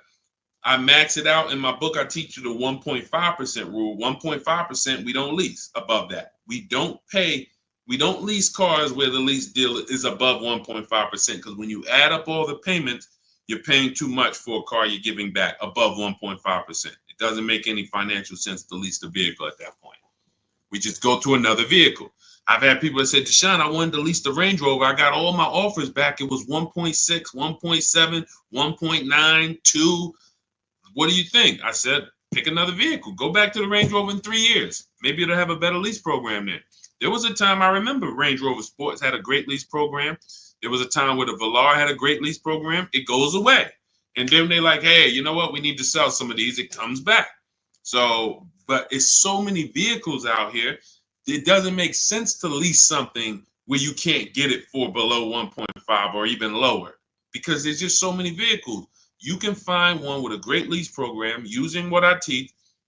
Every vehicle you shop, it's only going to take you 90 minutes to see the market. Once you get to step 5 in my process and you're actually shopping the market for lease deals, it only takes 90 minutes to go to the website, copy my scripts, and then get the offers back. So you could do this for 3-4 vehicles over a weekend if you want. But that's what you need to do. And then you determine what's the best value for me. Simple. I'm only leasing vehicles that I know I can drive them for cents on the dollar, and they're expensive vehicles. I don't even do 1.5. Sometimes you'll see somebody, they really like a vehicle. I always say, if you really like a vehicle, you shouldn't be leasing. If you're leasing, you don't love a vehicle. So let's put that out there. If you're switching vehicles every 3, 4, 5, 6 years, you don't love the vehicle. People who buy their vehicles to keep 8, 9, 10 years, then we could talk about love. But leases, they so fast. You lease a vehicle in 2.5 years, you got to start thinking about what I want next. 2.5 years, what I want next. So there's no love here. You just find something you really like that has a great lease program where you could pay these low prices, and then you move on and you do it again in 3 years. Don't fall in, that's what leasing is about. All right. So, and look, I saw somebody say Audi, there's no rhyme or reason. All you can do is pick a vehicle, shop the market. There's no Audis have the best lease deals, Jeep Grand Cherokee, because look at how many vehicles are within Audi. You have the Audi A4, and then I told you, you have different trim levels. You have the Premium Plus package. You have Audi A6. You have the Honda EX, EXL, Touring. These are all different lease programs. So there's no way for you to say, oh, well, I know Jeep Grand Cherokee Limited, they have a good lease program. No, you pick a vehicle, shop the market. None of these people who got these lease deals thought that, or none of the, even the people who purchased, no one, Sean saves 20 grand off his F-150 Lightning. He didn't know he was going to save that much money. Kimberly, Maserati, she gets $21,000 almost off the vehicle. She didn't know that. She didn't pick the Maserati because she knew she was going to save $20,000. She said, hey, Maserati's my first choice. Let me go shop for it. Oh, below market deal on this is $20,000 off. That's the way it works. Look, at the time last year, Eddie bought this 2023 Toyota Camry hybrid. They were extra hot at the time. He shops his best offer at that time is $2,086 off of MSRP. They had no rebates. He got multiple offers, and he said there were several dealers still charging MSRP over MSRP. Now, the market's changed on these in a year, but at the time, that was the below market deal. So no one goes in knowing how much a below market deal is going to be. You pick your vehicle, use my strategies, you get your offers, 24 hours, 48 hours, you have all the offers, you can see, how does it look? You got 5 offers, 7 offers, how does these look? Oh, wow, I'm saving 6 grand. That's the best offer. All the other ones are saving me less than that. Oh, here, I'm saving 10 grand. Then you make your decision. Simple. And once you know how quick it is to actually do this, it's going to blow your mind, because you're going to say, any vehicle I'm considering, I can shop the market on it in 90 minutes and know what the below market deals are. Very empowering. So everything you're learning is out of my new digital book. It's called Cars from Home: 7 Steps to Saving Time, Money, and Avoiding Dealerships. This is a 7-step process for below market leases, below market new cars, below market used cars, step by step, A to Z. There's nothing left to chance. You can get your copy of it for it's normally $97, but 75% off, as long as you get to my TikTok bio before the 30 minutes is up, or my Instagram bio, or the YouTube comments, or the Facebook comment. That's my welcome offer. It's a digital book, so it will be in your inbox immediately. As soon as you get your book, make sure you screenshot the thank you page, because that does have my support team's email, just in case you type your email wrong. We can't email a book to a wrong email, so you could always reach out to my support team. And also on that page is the link to open the book. So as soon as you get it, you might want to open it, save it to your computer, but save the master link, because anytime I update the book, you actually get the updates. A couple months ago, Vroom went out of business. Vroom used to be in our equity assessment, used to be on our used car marketplace reports. They go out of business. We got to delete them. I went into the file, removed Vroom. Everyone who opened the book after that never saw Vroom again. So you keep the master link. That way, when I update the book, you get it. I don't charge for updates. I want you to win. That's why I'm giving you the welcome offer, where you could even get it for $24 instead of $97. But even if you miss the 30 minutes, you should go and get your copy for $97, because what you're going to benefit from is going to be 10 times worth what you paid for it. But if you get there before 30 minutes, you can actually get it for $24 instead. So go get your book. I appreciate you tuning in. I want to see you win. Make sure you email me your car deals when you make them. Send them to me by email. I love to see your deals, so I can bring them into the show and keep, talk about you the same way I'm talking about everyone else. And we'll make this happen. Keep unlearning. Leave everything you learned at the door. When you get my book, don't bring any of your old ideas to me. Trust our process.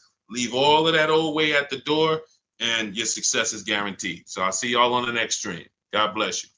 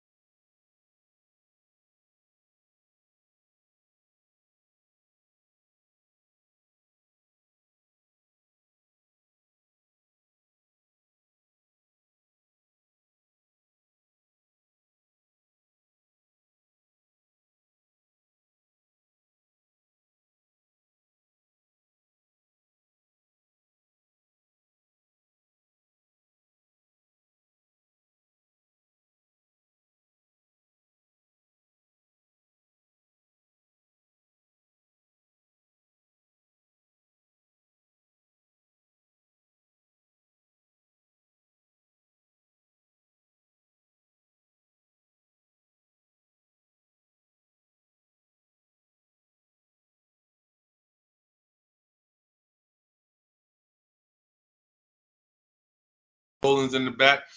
Welcome to Car Shopping Questions and Answers. I'm your host, Deshone, the Auto Advisor. This is all we do here, is make sure that you have the answers you need to shop the way you should be shopping in this car market, and in any car market. You should be putting dealers against each other. So all I do is make sure that you know what you need to do. We don't hold back. There's no fluff here. We get down and dirty. And but I do want you to lock in. If you have a notepad, you're going to want to take notes. You're going to want to watch this recording, because we're going to be going over some stuff you've never heard before. Pretty much everything we talk about here is stuff you've never heard, you've never done, and that's okay. That's why we represent unlearn, relearn. All right, we got to unlearn the old way Everything on the show is sponsored by my new digital book, Cars from Home. Thank God it's 5-star rated. Thanks to everyone who's reviewed it. You can get your copy for 75% off in my TikTok bio, in my Instagram bio, in the YouTube comments, or in the Facebook comments over the next 30 minutes. You got 30 minutes to get 75% off, and that book will be in your inbox in 5 minutes. You'll have everything we're going to talk about on the stream and more. All right, so let's get started with the first question. What's a good mileage on a decent first car? Well, you want to look at mileage per year.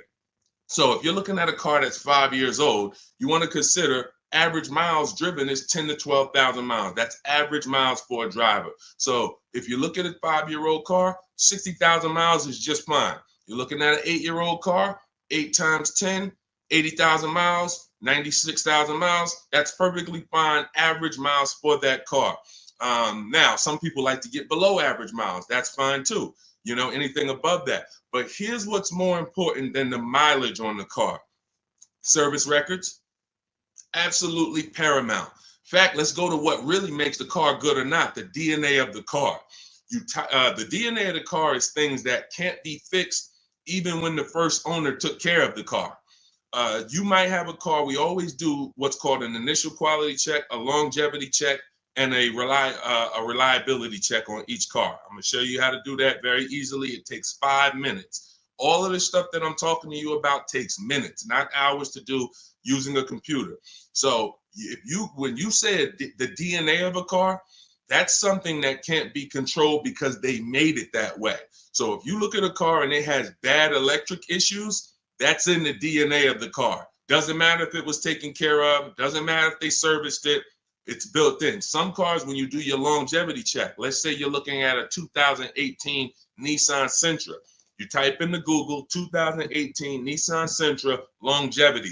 You're going to see, hey, some of these vehicles have electrical transmission problems at 80,000 miles, 90,000 miles. It's in the DNA of the car. Doesn't matter if you got a good one. Doesn't matter if you got a bad one. Chances are you're going to deal with these issues. So what we do, any car you are looking at, a used car, I want you to type in the year, the exact year of that car, and then type in reliability.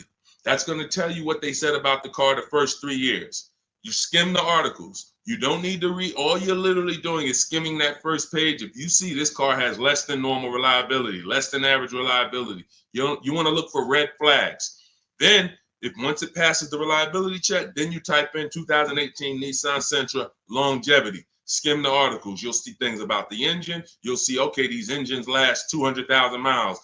You'll see any red flags. You look at that first page, skim it. That's going to tell you everything you need to know to see is the data showing on these cars that it's bad. Don't listen to your neighbor. Your neighbor has one car. Hey, I love this car, but there's 10,000 other people with that same exact car, and maybe 20% of them are having an issue.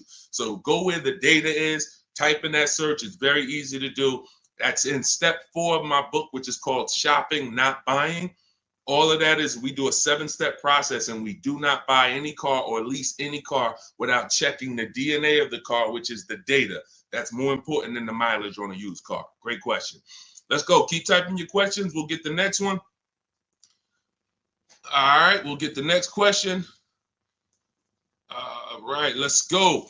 Is it better to say I have a trade-in or not? Great question. We don't use the word trade-in. That's actually a curse word here, because I'm going to tell you this. If you had this phone, will you get more money? I want everybody to lock in. Stay close to your keyboards. We're going to go through as many questions as possible. If I had this phone and I wanted to sell it online, would I get more money selling it online, or would I get more money trading it in for another phone? Type into the comments. Would I get more money for this phone selling it on the open market or trading it? Sell or trade? Thank you. Sell. Okay, shout out to the people that are locked in. So that's a good indicator of why trading does not get you the most money. Trading is a convenience thing. Now, we used to have to sell our cars privately if we wanted to get more money. Used to have to list them on Facebook Marketplace, have a bunch of people come by your house. They're driving it. Hey, you mind if I look under the hood? Strange people. We don't have to do that anymore. Why? Because there's big companies that cut cash checks for our cars, and it's easy to find them. I'm going to give you the 6. CarMax, Driveway, Carvana, Kelly's Blue Book Instant Cash Offer links you to a local dealership to get a cash offer. Auto Nation links you to a local dealership to get a cash offer. Car Gurus link you to a local dealership for a cash offer. This takes 20 minutes. This is step 2 in my book. I call it the equity assessment. You have to maximize the value of your current car. You're also going to learn that we don't mix transactions here. What does that mean? Whenever you do a trade-in, you're doing 2 transactions with one dealer. What does that mean? Every time you buy a car from a dealer, that's 1 transaction you did with that dealer. If you trade your car or sell your car to them, because that's what you're doing a second transaction with that dealer. If you get your loan from them, you're doing a 3rd transaction with that dealer. And every time you do that, you're doing exactly what they want, because you're not giving you're not bidding out your loan on the open market to give multiple banks and lenders a chance to compete, and you're not listing your car on the open market, giving all of those 6 buyers that I just named a chance to compete. That's how you get the most money. You cannot get a great deal without maximizing each part of the transaction. You can't think that the same dealer that you bought your car from is going to pay you more money for your old car than anyone else would have paid you. That's why we do not trade. There's only one circumstance where you must trade. That's if you have a lot of negative equity and you can't pay the difference. So if these companies, Carvana, Kelly's Blue Book Instant Cash Offer, CarMax, all the companies I named, they're going to pay you more than any dealer. Now, if you have negative equity after you get those offers, then you'll see, all right, the best thing for you to do is to pay the difference. Because if CarMax's offer is 19 and no one else is going to touch that, that's going to be the smallest amount of negative equity that you can have, because you got the highest amount for the car. If you go and trade that in, that dealership might only give you 17, which means whatever negative equity you had over here selling the CarMax, 2,000, 3,000, 5,000, it's going to be more because you're getting less for the car. So but if you can't pay the difference, cover the difference of the negative equity, then do a clean transaction. That's what I recommend. But some people don't have the cash to do that. Then you must trade, which means you go and whatever dealership wins your business, they're going to have to be the ones to trade, because you need them to bring that negative equity over to the new deal. That's why you must stay out of negative equity. You must learn the reasons for negative equity. You must understand what causes negative equity, and then you must stop it. Because some of you, every single transaction you do, you have negative equity. There's a reason for that. You don't understand leasing. That is your problem. That's another question we'll go into, but that is the problem. I've been doing this 14 years, working in car dealerships. I've been educating people like you online since 2021. We got thousands of students, 10,000 books. So we do this. Negative equity is caused by either a short-term emergency where you switch your cars. Hey, I needed a bigger car. I thought I was going to keep this car forever, 8, 9, 10 years. But, my wife just had triplets. We needed a bigger car. We got to switch it. That's fine if you're going to pay off the car and keep it long term. But if you're just switching cars, hey, I get a loan, 5-6 year loan, switch the car in 2 years, 3 years, roll the negative equity over. You keep doing that. The reason is you don't understand leasing, and you're in a financial structure that is going to penalize you for these short-term trades, and when you should be learning about getting below market leases. And we talk about that a lot on the stream. So great question. We do not trade. All of this is in my new digital book, Cars from Home, 7 Steps to Saving Time, Money, and Avoiding Dealerships. You can get a copy for 75% off as part of our launch offer in my TikTok bio, in my Instagram bio, in the YouTube comment section, or in the Facebook comment section.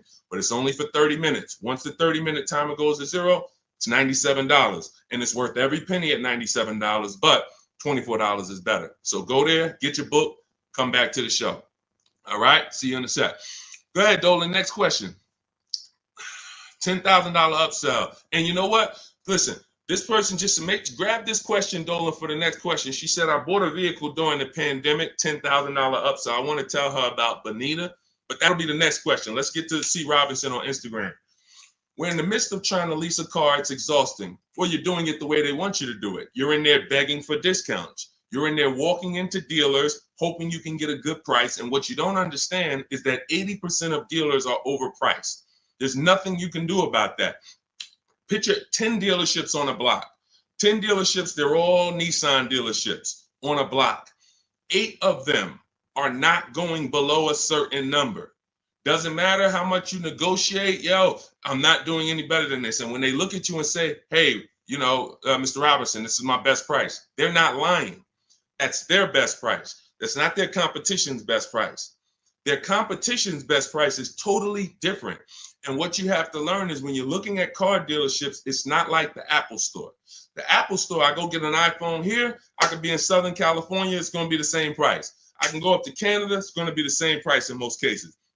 This is a convenience aspect. They fooled you into thinking, oh, the Nissan dealer you're at, we're just the closest one, but we're all the same. They're not the same. They compete every single day to see who's going to sell more cars. They report their numbers at the end of the month. They're competitors. They sell cars for different prices. So what you have to now do is bring that competition into your car shopping.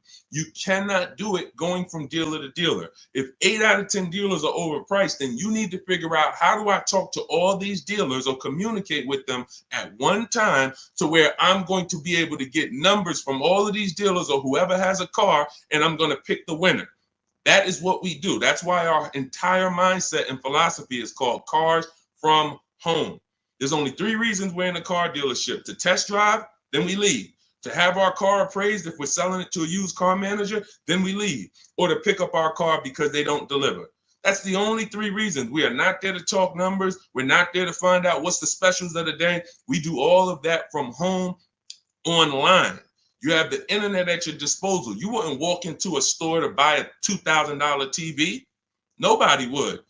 No one who wants to get a good price on the TV. You'd be at home looking at all the TVs online and then saying, okay, boom, that's the best one. And you can make that decision in minutes because you have the internet at your disposal. It's the same way with cars. We have the online shopping system that allows you to get 5 offers because you must get 5 offers. I just told you 80% of dealers are overpriced. So that means 4 out of 5 dealers are overpriced. When you walk into Nissan and say, hey, there, can I get a quote on a lease?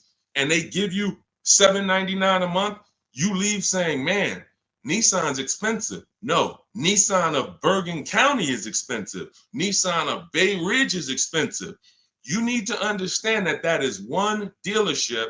And when you grasp that, you won't be going into dealerships to get prices anymore. You'll be sitting at home like we do, getting prices online so that you can see. When you go to my book page, you'll see dozens of people. We share all. I've helped so many people learn this. I'm so fortunate because once I saw that they were able to do this, it just made me say, let me keep sharing their stories. See, anyone knows, okay, Deshone, you've been selling cars 14 years. You've been doing this since 2006. Obviously, you can get great deals. That's why all I do is share what my people who learn from me get, their deals, because they're all that matters. So you want to get 5 offers, Mr. Robinson. It doesn't matter if you're going to call and do it. Talk to sales managers. If I was calling, I would be calling and talk to salesmen. Now, who does not like talking to car dealerships? Type me in the comments. Stay close to your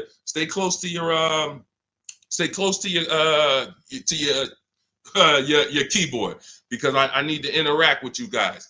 Who does not like talking to car dealers? Because there are some people who do. When I was in Mercedes, it was some people who used to pop into the dealership every 2 months. They just come in. Hey, what are you doing here? And they're like, it's just, they get a thrill out of it. But if you don't like talking to car salesmen, type me or type hate it. I would only talk to managers if I enjoyed talking to car dealerships. I would only talk to managers if I enjoyed it. I would never be talking to car salesmen about a car deal. I would only talk to managers. That's one way to do it. But it's not as easy as our way. Now, if you're not going to use my book, talk to managers. Talk to managers. You must get 5 offers because then you're going to see how the heck is the same car, same $35,000 car. One dealership's charging me $560, no money down. One dealership's charging me $490, no money down. One dealership is charging me $395, no money down. How are these offers so different? because you're proving to yourself what I'm trying to tell you, which is 8 out of 10 are overpriced. That's their best offer. Charlie, that you've been buying cars from for 17 years, you done sent your kids to him, he might not compete.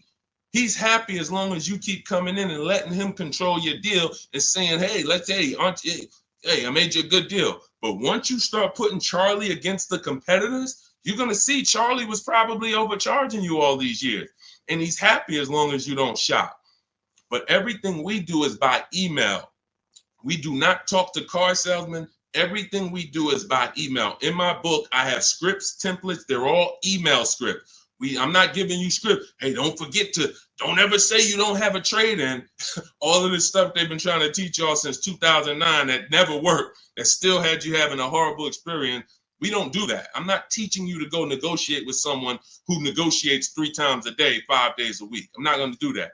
But what I am going to do is teach you what to say by email to everything they're going to say to move the conversation forward with multiple dealerships at once so you can get 5 to 7 offers. That's why in my book, step 5 is called the 25 to 5, where we connect with 25 dealers online. We do it in 20 minutes, and you use my email scripts to move the conversation forward to get 5 to 7 offers. Once you get 5 to 7 offers, you're going to see the best one.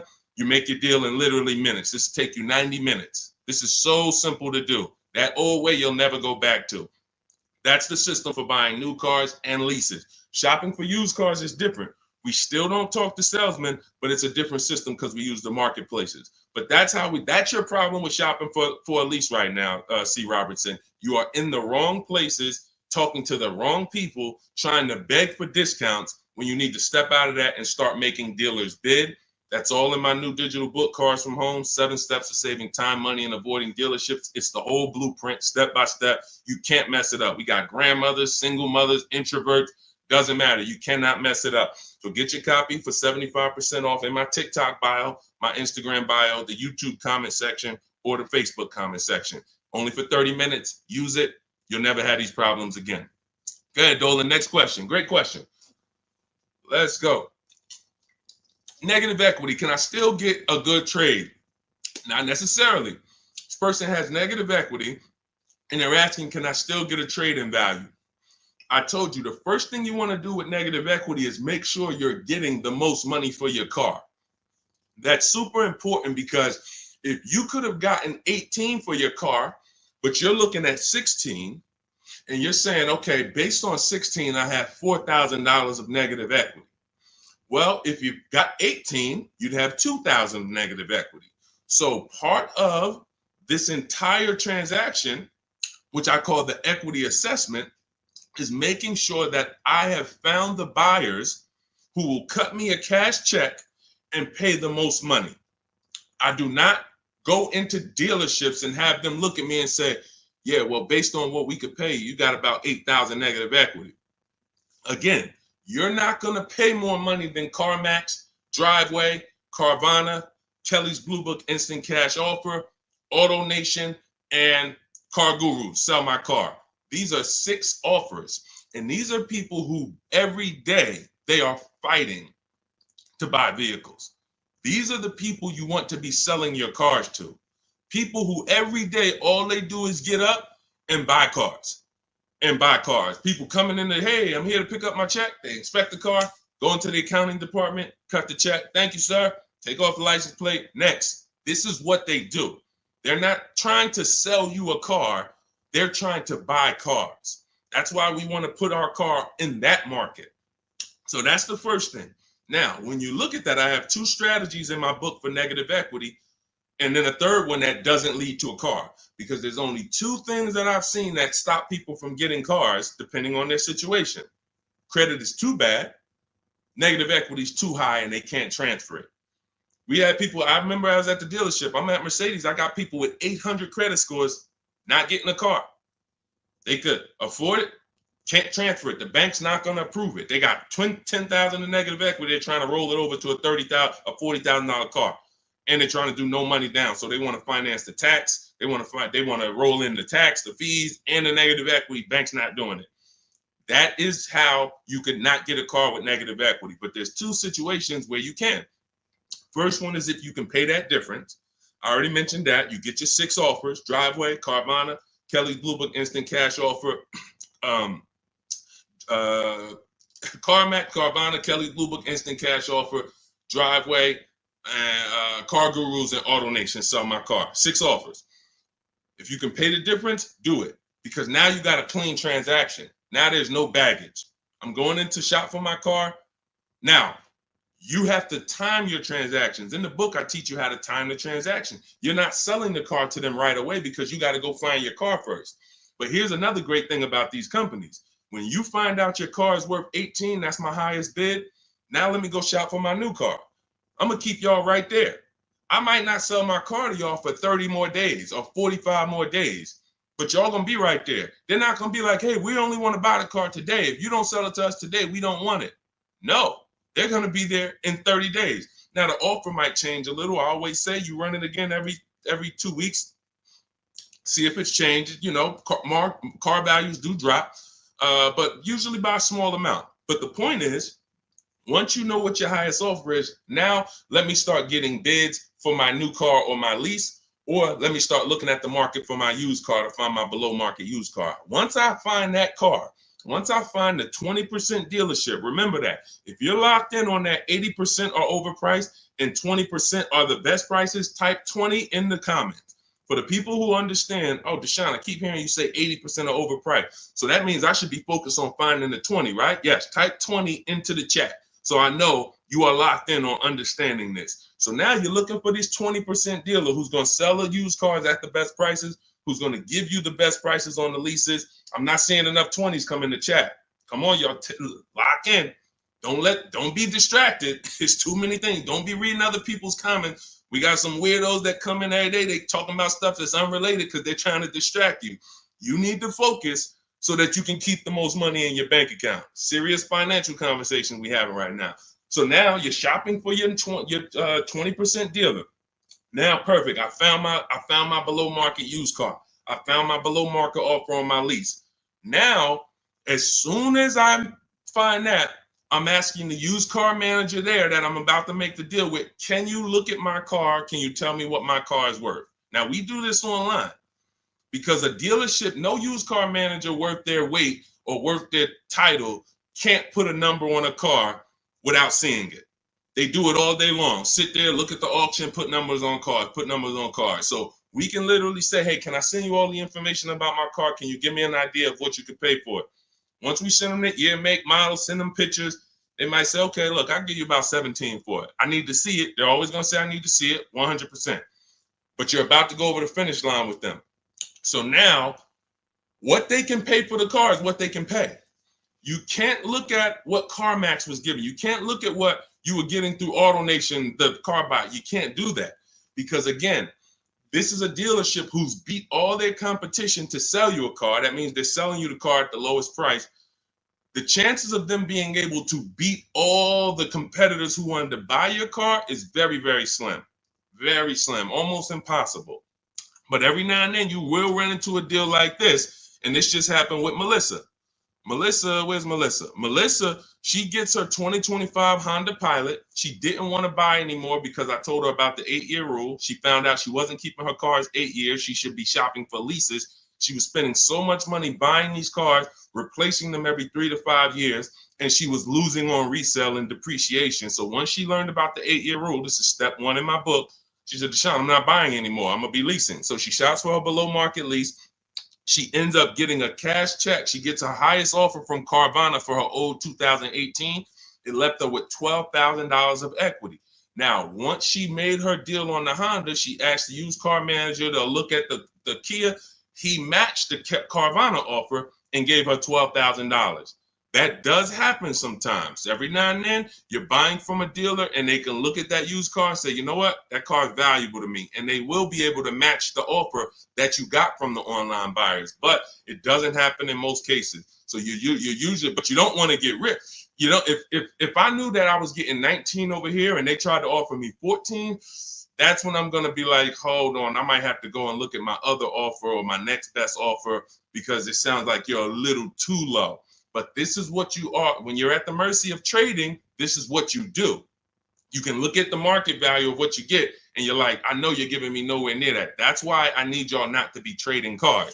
Get out of negative equity, stay out of negative equity, understand the cause for negative equity. You should be leasing cars, not buying them. The reason you have negative equity is because you buy cars, take out 5-6 year loans, 7, God forbid longer than 6. You're not paying them off. You're replacing the cars before the loans are paid. And this is continuing to keep you in a cycle of burying yourself in negative equity when you could be paying hundreds of dollars less, leasing cars, getting the mileage you need because you pick the mileage on a lease, driving new cars, always under warranty, and paying a whole lot less hassle-free if you just understand leasing. So feel free to ask questions about leases, and we'll go into detail about that. But that's the answer to your question. Everything we're teaching is in my new digital book, Cars from Home, 7 Steps to Saving Time, Money, and Avoiding Dealerships. You can Google it. You want to jump off and go Google that book. It's 5-star rated. Thank you to everybody who's reviewed it, rated it on Goodreads. Part of our welcome offer, you get your copy for 75% off. You won't pay the normal $97 price. It'll be in your inbox in 5 minutes. You'll have everything I teach for below market deals on leases, purchases, new cars, used car, high mileage drivers, understanding leasing, everything in minutes, in my TikTok bio for 30 minutes, Instagram bio, the YouTube comment section, or the Facebook comment section. Get there before 30 minutes is up, because after that, the price goes back up to $97. That's our welcome offer. Go ahead, Dolan. Next question. Shout out to the sharers and shout out to the people running the likes up on TikTok. Y'all know it's a couple people on here that know. I can see the likes just going up. Y'all keep tapping the screen and y'all see those likes run up. We appreciate you. I can't share this. We can't get this message out without you. The people who take the time to share. I see you. Hello from Jennifer. She said just shared the live. Everyone who shares these broadcasts, who tags their friends, we appreciate you. Y'all are the real ones. All right, let's go. Steve Chase. The 5.3, 6.0, 6.2 GM motors with variable valve timing are throwing lifters like crazy. Beware. Okay, well, listen, that's what we would check in our reliability and our longevity checks. See, so he's talking about the engines on these vehicles and the variable valve timing engines. Listen, there are cars that are new cars that have serious problems, especially when you consider what happened in 2020 to 2023, when we had a limited inventory supply, but we had people trying to build cars to get them out to satisfy demand. So you had a lot of cars being built on the fly. But here's the thing. Step 4 of my process, which is shopping, not buying, we're doing a longevity check, a reliability check, and an initial quality check. Any vehicle you're doing, if you're leasing or buying a new car, you need to understand these 3 terms. Initial quality is, what is the data saying about the car the first 3 months? What are the owners saying? Is the technology clunky? Is it hard to use? That's initial quality. First 90 days that the vehicle has been in existence, what is the data saying? Reliability is the first 3 months. What are owners saying the first 3 months about this vehicle? What is the data showing? Not your neighbor. Your neighbor is not the data. Hey, I love this car, Steve. Okay, there's 10,000, 50,000 other people that have this car, and maybe 10% of them don't love this car because it's an issue going. You might have got a good one, they didn't. We need to know what the data says. So reliability is the first 3 years. Longevity is the long term. What are the reports saying about the engines, the transmissions? So how do we check this? It takes us 5 to 8 minutes. You type in the year, the specific year, make, and model of the vehicle you're looking at. You do not type in Kia Sorento reliability. No. 2019 might have been trash, but they saw the data and they fixed it in 2020 is great. You must type in the specific year. So you're going to type in 2020 Kia Sorento initial quality, and you're going to just skim the first articles on Google and see what is it saying. Okay, this initial quality, owners report these issues, electric issues. Just skim the first page, look at the major third-party websites. Do not look at any websites that were made by a dealership or the brand that makes the car. Don't look at KiaNews.com. No, you want to look at the third-party sites to see what they're saying about this vehicle. Now, you move to, once it passes that check, You move to the reliability. 2020 Kia Sorento, reliability. Skim the articles. What is it saying?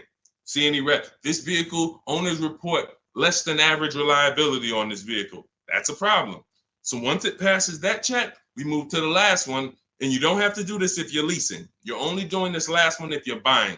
2020 Kia Sorento, longevity. That's going to tell you right at the top. Owners report these engines last 80, 90,000, transmission issues, 80, 90,000 miles. Or sometimes you'll see right at the top, these vehicles last 200 to 300,000 miles when taken care of, well maintained. That's a great sign.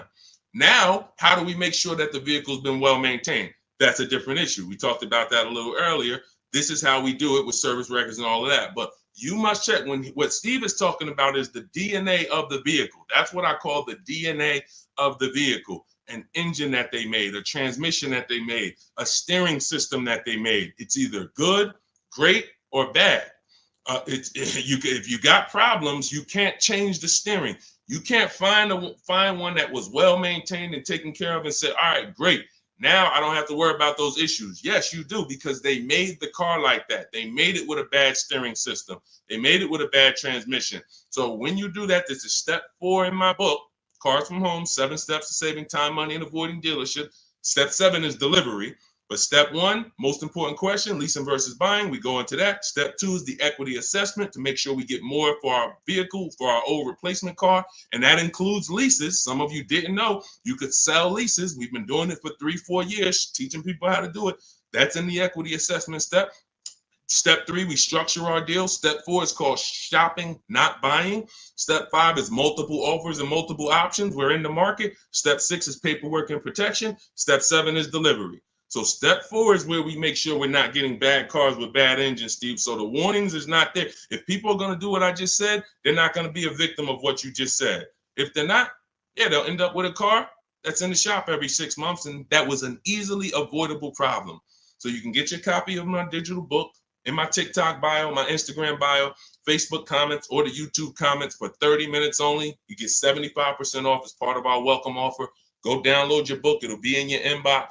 Make sure as soon as you get your book, you screenshot the thank you page. Right on the thank you page, it says click below to open your book. And I'm sending you another copy by email, but every now and then you type your email in wrong.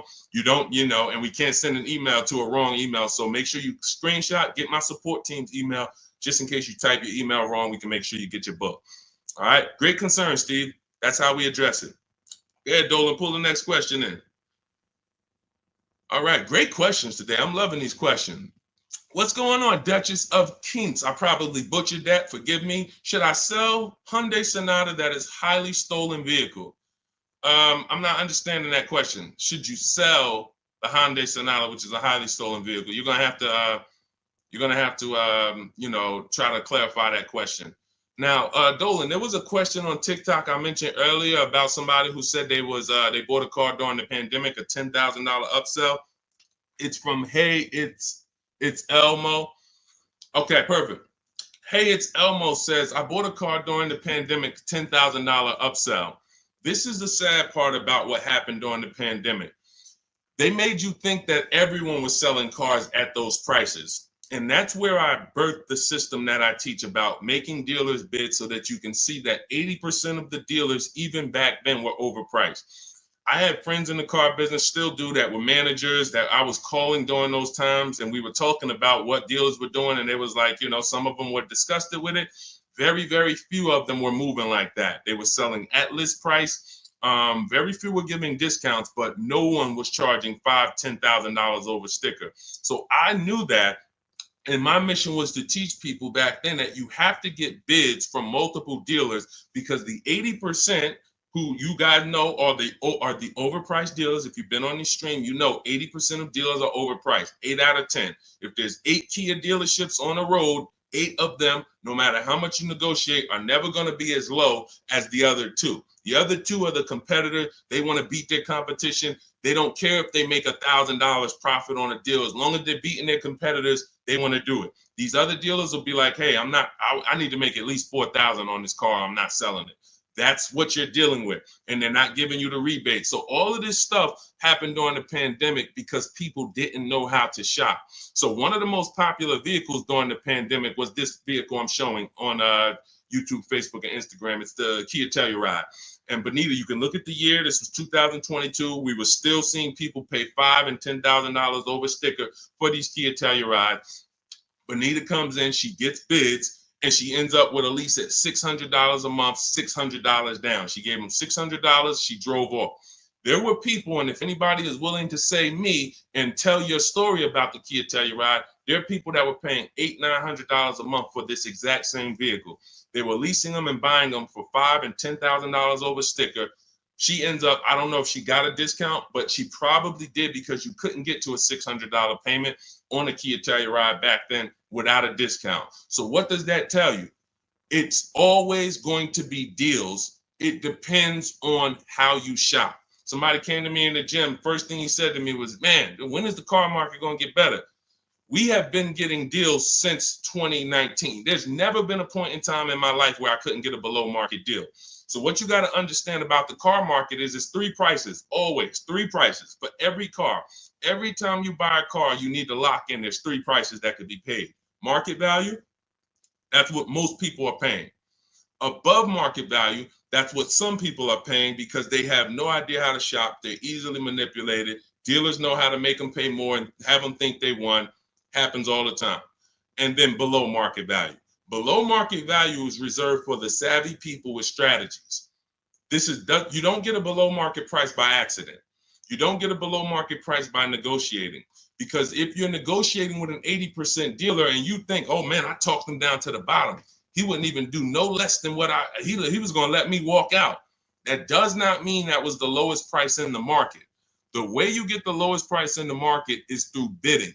It's through getting 5 offers from 5 separate dealers to get your prices. Look at somebody like Teddy. Teddy gets a BMW because people say, well, does this work for exotic cars or luxury cars? This works for every car because the bidding system works for everything. Amazon, that's how we buy everything in life. If you really think about it, bidding is how we buy everything in life except cars. Think about that. Everything in life we do, when we're buying cars, when we're buying TVs, when we're buying, just anything. Most of the websites we're on, it's teaching us a bidding system. We're looking at so many options, so many offers, and then we choose the best one. When it comes to this, Teddy's highest offer on his $73,000 BMW, you can see the price here. His highest offer was $1,123 a month. He ends up getting it for $856 a month. $856 to $1,123. 80% of dealers, look, his local dealer, read the comment in the middle. My local dealer, the one that's closest, the one he's probably been, every time he wanted to see the car, he walked in, see them. Oh, hey, Teddy, when you're ready, man, we're going to take care of you. His local dealer comes back at $937. So he's sitting at home. And look, he said, thank you, Deshone, for the wisdom and advice. This program works. I even got them they covered his last 2 lease payments. He had to drive an hour and a half to pick it up. That's when you know you did it right. When you got to drive an hour and a half to save $5,000, that's when you know you did it right. Because a lot of times those dealers who are far from you, when they see a zip code come in on their website, man, this person is nowhere near us. They look at it as an opportunity to take a deal from their competition. And they love doing that. They love being able to say, all right, I would rather have our license plate frame in their city so that they know we got that deal. But the ones closest to you, sometimes they feel like they own you. Come on, Mo, how many cars have I sold you? Remember, your father used to buy cars from me. They don't want you to shop. So when you understand that you are going to overpay by not shopping, it's a guarantee because that is how the car business makes their billions. I always say that's how the banks make their billion. We didn't get into the banks yet. We didn't get into making banks bid. The banks make their billions the same way. They don't want you shopping other banks. They want you locked in. Here, get a pre-approval. Lock you in. You got 30 days to find a car. Then you got to come back and get another pre-approval. Everyone wants to lock you in. They don't want you using the internet to get better deals, sitting at home, making all these banks bid, all these companies bid. And that's the reason why you can pay $10,000 upsell and think that was the best deal you could have gotten. I remember when the Bronco came out, the new Bronco came out right about that time, and everyone wanted the Bronco. There was $10,000 over sticker and more. G-Wagon, same thing, $25,000, $50,000 over sticker. If you knew how to shop, you could find a dealer that wasn't paying, that wasn't charging that.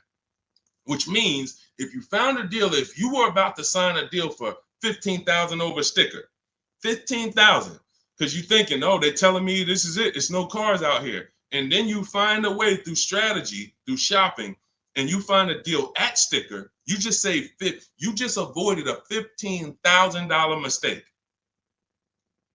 Because if it was the only way, then it's not a mistake. If everyone paid those prices, it wasn't a mistake. This was just what everyone was paying. I needed a car, I had to pay it. But when you find a car that didn't have the markup and you get it, you understand. So let this be a lesson. I'm the bad news first person. I can't change that. Some of you, you know that. You've been on with me long enough, you've been following me, or you've been on the stream. I always admit that. I'm the bad news first person. Most times you come into my stream, it's not going to be good news. You're going to hear about mistakes you make. I used to do a class where I just broke down 23 mistakes I see most people making that's costing them thousands. But I don't leave you there. I give you the new way. If I left you there, then it would be like, dang, this is terrible. No, I gotta tell you the mistakes and how much it's cost you not knowing how to shop, how much dealers have made on you to get you to say, oh, let me do something different so that they don't keep making this money on me that I didn't have to give them. So all of this, the bidding strategies, everything I teach is in my new digital book, Cars from Home. 7 Steps of Saving Time, Money, and Avoiding Dealerships. It's 5-star rated. You can Google it. You'll never have to worry about upsell. I don't have one person that I know that have reported a deal to me. And, I can share these people all day long. You guys know all I do is share people. Eddie, Kimberly, Charles, Sean, huge discount, $20,000 discount. Kimberly, $20,000 discount on her Maserati. Charles, ridiculous deal on her Palisade. Pierre, on his pre-owned Mazda, he gets 20% off the original MSRP on his pre-owned. It was only 1 year old at the time. Zafrina gets a 0.88% lease, $579, $66,000 vehicle. Tiffany, use my book, $44,000 Mazda, ends up getting $6,500 discount from home. All of these people are making these deals from home. Teddy, we already talked about. Look, Jared, use the scripts. Lowest offer $565 a month to $520 a month. 2024 Volkswagen, no money down. No one who has learned from me has ever paid over sticker. We don't really even accept sticker price. We find the dealers who want to beat their competition, and in most cases, dealers are going to, let me show you the biggest discount I've ever seen. I've never even gotten, and now this is a specific car. Every car is different. The bottom market value of every car is different. But Milligan, she got the biggest discount I've ever seen on any car. Hold on. Milligan, a couple days ago, she got a Mercedes. She got a 2024 Mercedes EQE. It was a $79,000 vehicle. You can see it if you zoom in. Her adjusted price was $51,300. From $79,000 to $51,000. Some of you know someone who has this vehicle. If you didn't get, this is how feeling for the bottom is a losing strategy. You might have thought you did good. Deshone, I got that same vehicle. I got the EQE. I got $10,000 off. I thought I won. Milligan got $27,000 off. Let that sink in. You can't feel for the bottom. You can only have dealers bid to find the bottom. You don't know what the bottom is. They want you to think you won. Hey, you got 10,000. Ain't that good enough? Yeah, I guess. I never got 10,000 off a car before. In this particular case, you would have lost $17,000 overpayment. So this is what bidding gets you. You want to learn to make people bid and stop negotiating with one dealer or two dealers. It's a losing strategy. All right, go ahead, Dolan. Next question. Great questions today. Keep them coming. Keep them coming. Dang, y'all running the likes up on TikTok. Thank you so much. We on 2 TikTok channels right now, if y'all didn't know. Every time y'all hear something y'all like, y'all keep running those likes up, man. I appreciate it. That really matters. And shout out to the people who shared, who tagged somebody. If you haven't tagged your best friend into the broadcast, I got to question what type of friend you are. Your best friend out here right now, car shop, and you don't even know it. And you getting all this gold and you haven't tagged them in. What's up, Tracy on TikTok? Lease is up in 2 months. Use the private broker. How do I know if he gives a good deal? Great question. Most brokers are ripping you off. And here's the thing, they're controlling your deal. They're not bad people. They're just about the profit. So as a broker, we work on trust. When I was a broker, it was a trust system. So I care about you more than the dealer. Let me represent your interests. Here's the problem. If you don't have a broker who's sincerely shopping the market for you, then you're losing. We always separate our transactions. I call them the 3 pillars of great car deals. Who you buy your car from, that's one pillar. You need to get a great deal there. You need to get the best deal, who you buy your car from, 80% to 20%. Who I sell my car to, that's another transaction. And that includes an old lease. We haven't talked about selling leases yet. No one's asked. But we sell leases.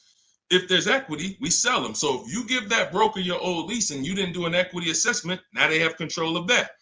And then lastly, if you're not leasing, you're getting a loan, who you get your loan from. That's the 3rd transaction. So there's money in each of these transactions.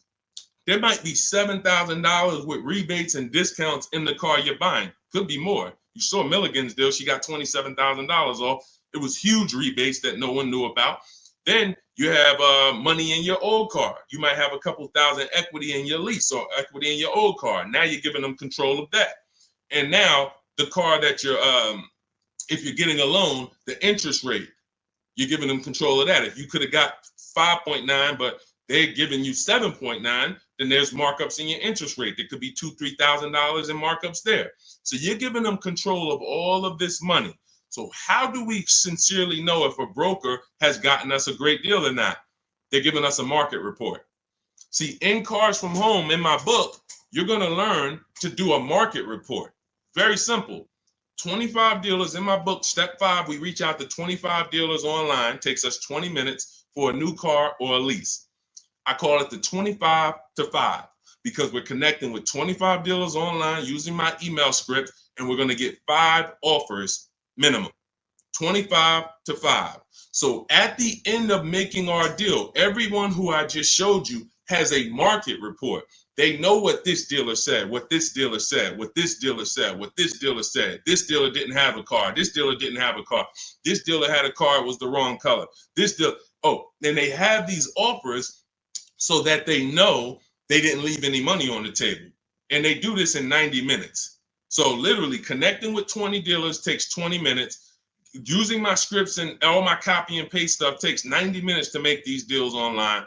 And we know that we didn't overpay. If you're buying your new car, you're looking at all these offers, you guarantee I didn't overpay.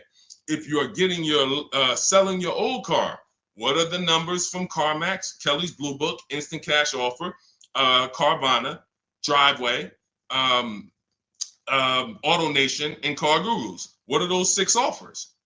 If the broker didn't tell you this is what the 6 offers are, this is what your offers are for your old car, they usually have a wholesaler that buys the cars from them. Hey, this person wants to sell a car. Hey, what could you pay me? And then this wholesaler cuts them a check for $1,000, $1,500, $2,000, and then they take the car. They're using their network. They're not taking you to the market. That's the problem with brokers. When I was brokering, I had a network, but it was always trying to expand. But here's the thing, every dealer doesn't work with brokers. Every dealer won't pay a broker. So you might think, well, I paid them $500 or $1,000. They want to also get paid from the dealer. The dealer cuts it. That's why most brokers make deals with the same dealers, because those are the dealers who do business with brokers. They'll cut them $1,000 check, $2,000 check. If you bring them a heavy customer who gets a G-Wagon, they'll cut them a $4,000 check. If that's not in their network, they're not going to shop you to those people. So you're giving control of people, you're giving control of thousands of dollars of your money to someone who's going to control it on a process that you could do in 90 minutes once you learn my strategies. It's no point in you could be a broker. Anybody who uses my strategies could literally go to people in their town and say, hey, man, I'm a master at this. Pay me $500, I'll shop for you. This is how I would broker. I would be getting reports. If I was shopping for a used car, using my strategies in my book, the multiple marketplace strategy, you're able to see the low side of the market. I teach you how to assess what are the low side, what's the high side. I teach you how to narrow it down to your top 3 to 5 choices. I teach you how to get the new car price so you know what the real discount is and what the real equipment is. You could give that to a customer. They'll be like, no one's ever done this for me. That was worth every bit of the $500 I paid you, $700 I paid you. But if a broker is not doing that and giving you a transparent spreadsheet of offers, then they just controlled your deal, sold it to their network, and collected the biggest check for you, for themselves. That's how it works. So get your copy of Cars from Home, my new digital book, 7 steps to saving time, money, and avoiding dealerships. Part of our welcome offer. You get it for 75% off. It'll be in your inbox in literally minutes. You can go to my TikTok bio, my Instagram bio, click the website, or my Facebook comments, or my YouTube comments. Click the website to activate your 75% off. Get your book. You'll have all my strategies for below market leases, paying less than everyone for new cars, used cars, how to get quality cars, high mileage drivers. We got a lot of questions that haven't been asked today. High mileage, selling leases, all of this stuff we haven't talked about. That's all in there step by step to make sure you pay less than everyone else and you do it from home without having to negotiate or beg or have down payments or any of the stuff that they want you to think you need. But after you get your book, make sure you screenshot the thank you page because it has my support email on there as my team. In case you type your email wrong, we'll make sure you get your book. We can't send the book to a wrong email. Also, as soon as you get your book, you'll see a link below. It says click below to open your book because you might want to just open it and save it right there to your computer and then come back to the stream. But go get your book. It's part of our welcome offer, but it's only for 30 minutes. Once the 30-minute timer is up, price of the book goes back up to $97. And some of you knowing what you know, knowing what we've covered in this stream so far, you understand the book is worth every bit of $97. It's worth more than that. That's a book that I could actually sell for $297. And the people who get it would be like, this book was worth every bit of the $297. So even if you missed the 30-minute timer and it's $97, it's worth every penny.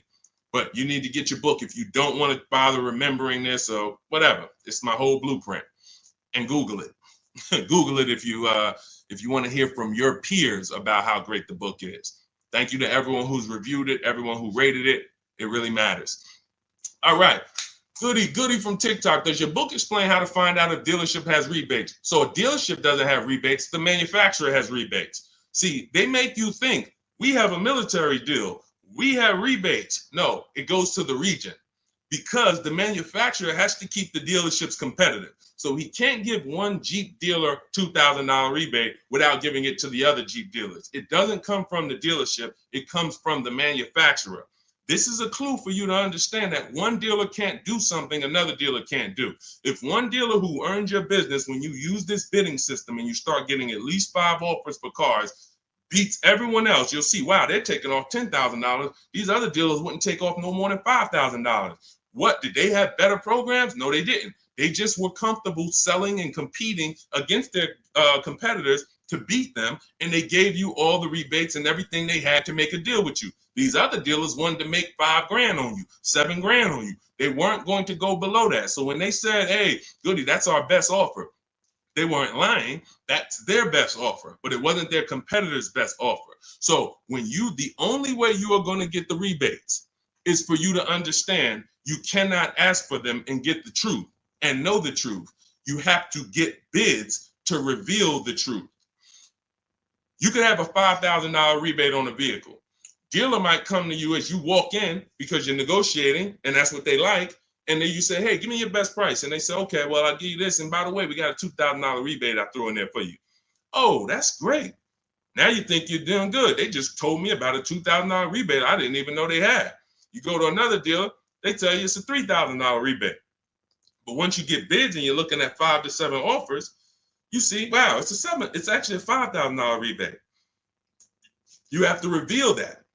We had a woman in California, Shonda, she was buying a Volvo XC60 or XC90 at the time. She's using our strategies. She's in Northern California. She got a Costco program rebate on our scripts in my book. I teach you how to put any affiliations you have. There's certain things you must have when you contact a dealer for a new car quote or a lease quote. They need to know your zip code, what you do for a living, what vehicles in your household. Many of you can't get quotes because you're just not giving the dealer what they need to actually give you a quote. So that's why I have the templates in there that you just fill in, send it to them. So on her deal, she sees that there's a rebate for Costco members. There's also some other rebates, but she found out that the best price she was getting was in Southern California. It was 3,000 or 4,000 less than all the dealers in Northern California. So I said, well, what are you going to do? She said, I just booked a plane ticket. It was $79. I said, that's exactly what I would have did. I'm flying to Southern California to save almost $4,000. It cost me $100 for a plane ticket, and I'll drive back up to Northern California in my new vehicle. See, you must reveal the rebates. Dealers will tell you there's 5,000, there's 8,000, but if you're dealing with an 80% dealer, and all of you who've been on the stream, you know the 80% of dealers are overpriced. We've already talked about the 80 and 20. Out of 10 Volvo dealerships, 8 of them are going to be overpriced. No matter how much you negotiate, you can't win. You're never going to get a below market price from the 80%. But the 20% are going to reveal what the true rebates are. They're going to reveal what they have to work with. They're going to, if they have $5,000 of negotiating room and they're trying to beat their competition, they're going to give you like 4,000 of that plus the rebates. They don't care if they're only making $1,000 on the deal because they want to sell the car and beat their competition. The other dealers, the 80%, they're not there. We're not making less than 5,000. We're not doing the deal. And that's it. We'll sell it to somebody else. We'll sell it to somebody else who doesn't know how to shop. We'll sell it to someone else who walks in and tries to negotiate with us. We'll sell it to somebody else who doesn't make us compete against competitors. We're not going that low to earn your business, Mr. Goody. So that's okay. That's why we sit at home. We talk, we communicate with not just them, but with all of their competitors. That's why the strategy in step 5 is called the 25 to 5. You're going to be connecting with 25 dealers in 20 minutes using my email scripts to get 5 to 7 offers. And next thing you know, you found the highest offer, the best offer, and it might be an hour and a half away. Look at Sean's deal where he saved $20,000 on his F-150 Lightning. Some of you may know someone who has this vehicle. Didn't save 20 grand off of it. Look, he said $73,000 F-150 Lightning. He ends up getting $49.90 discount plus $15,500 in rebates. Now, I go to him and I said, look, because some of you would have been like, wow, that sounds like a good deal. We need to go and take that deal. But here's what I had to ask him. I had to ask him, if you don't know, if you haven't seen the other offers, we don't know for sure this is the best deal. We don't know for sure this is the best deal because what if you could have been Milligan and you could have got $27,000 off? Type dollar signs if you want all the money off. Type all the money if you want all the money. If you would be mad saving 20,000 because you could have saved 27, if that extra 7,000 would make you mad, would bother you, you didn't get that, type all the money. Type dollar signs if you like Deshone. Yeah, I don't care if I'm getting 20. If I could have got 27, I want the 27. So this is how we prevent that. You must get offers to find out. So the $15,500 discount from Sean is we don't know it's the best offer until we look at the other offers. Now let me find the clip where he explained how he had to go outside his state. Hold on, I got a lot of pictures here. He had to go outside his state to actually get the best offer. Hold on. Here we go, right here. He says, I guess I could have put a little more info on here. Yes, he said, I got about 15 quotes. I couldn't find anything under MSRP. I ended up expanding my search to 150 miles outside my area to find this deal. I'm going to another state to pick this up, which is something I never would have thought before. And I can't see the rest because the comment's blocking it. So he was local minded like you. I'm just going to find the best deal locally. Once he starts using my systems and finding out, wait, I could talk to a dealer that's 200 miles away from me the same way I'm talking to a dealer that's 20 minutes away from me. He expands his search. The dealer who's in the next state over saves him 20 grand total, gives him all the rebates. He drives to the next state to pick it up. That is how you win. What's up, Aways? Good to see you. That is how you win. Local business is dead. That doesn't mean the local dealer won't win the bid, but they must win the bid. Car dealers are not your friends. And you might have been, it's going to be hard for you if you've been inviting your car salesman to the barbecues and they know all your kids and all of that. The whole thing is trust.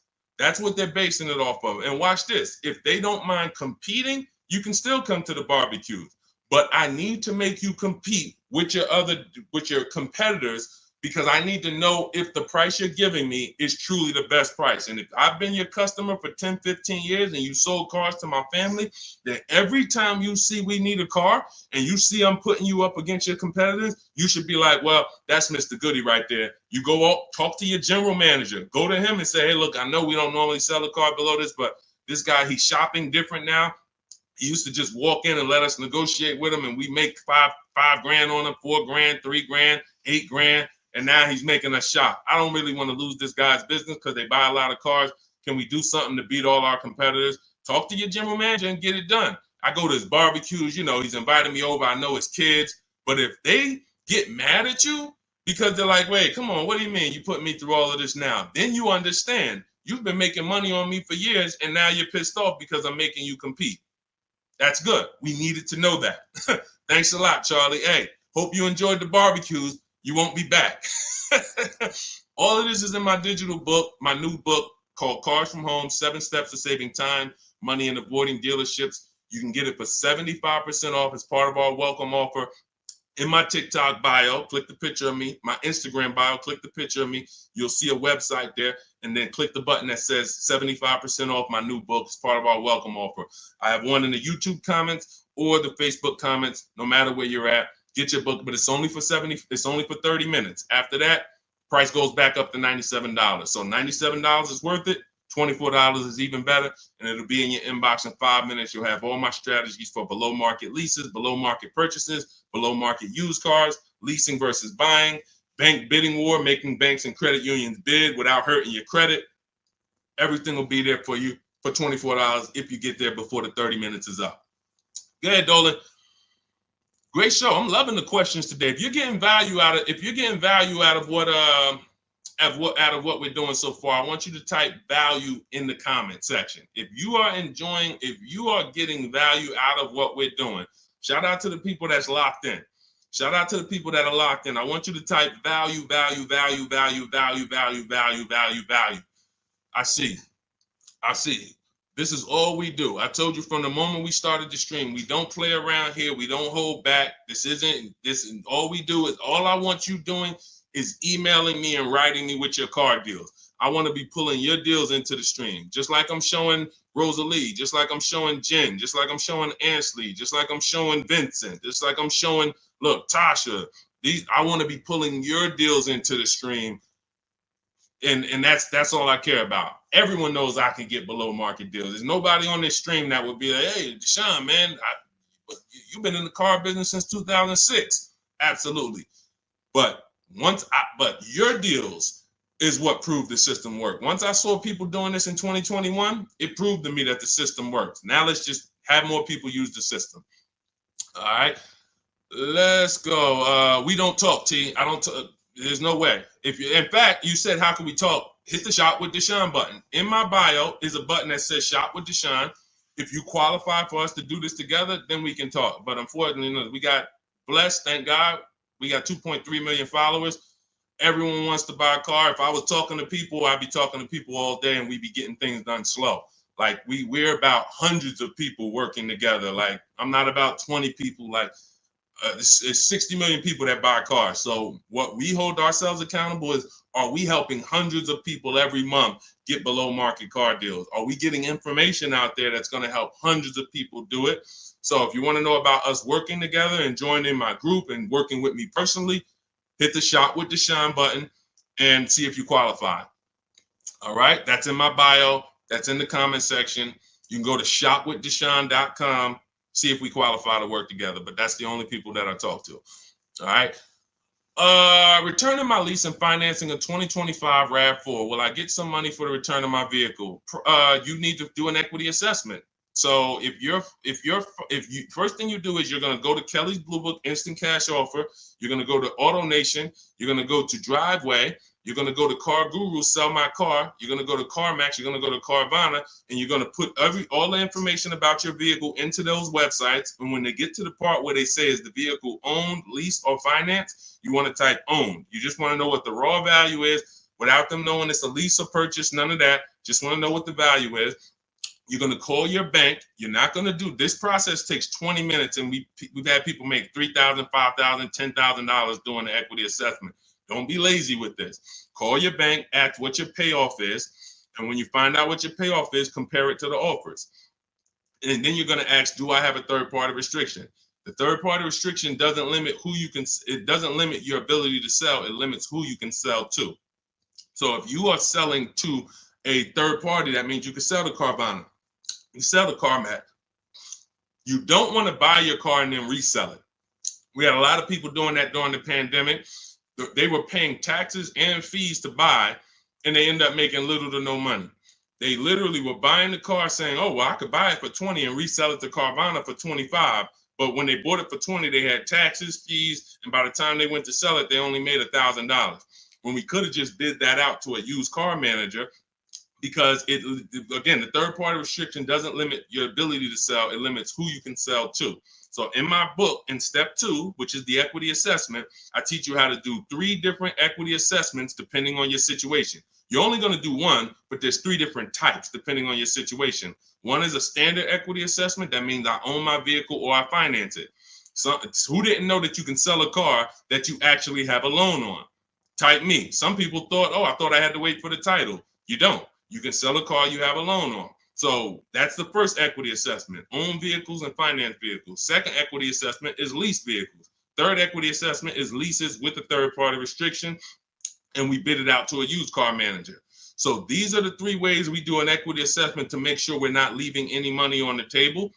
And that's it. We've had people make thousands and thousands of dollars. And during the pandemic, it was even more because cars were worth $7,000 to $10,000 more than they were. So we had people making, I sold my Jeep Grand Cherokee lease. I made $9,000. I sold my mother's Mazda CX-5 lease back then, and she made $10,200. So that's all throughout my pages. I've helped people. People be like, yo, I made $7,000 using your strategies to sell leases.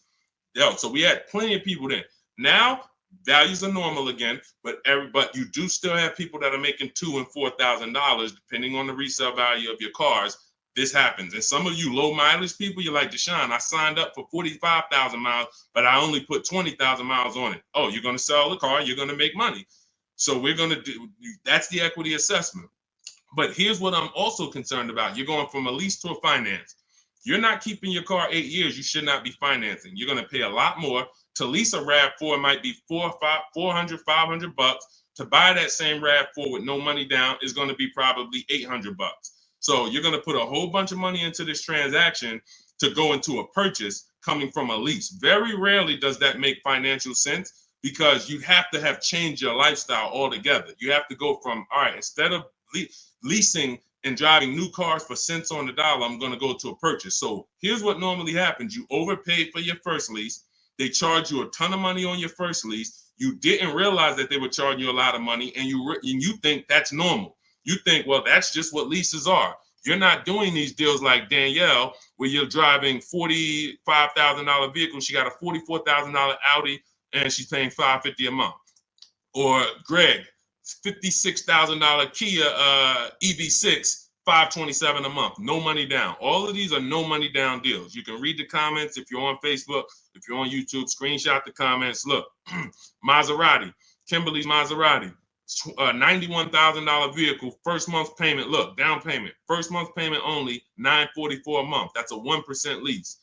Look, Charles Palisade lease, $48,000 vehicle, $597 a month, no money down.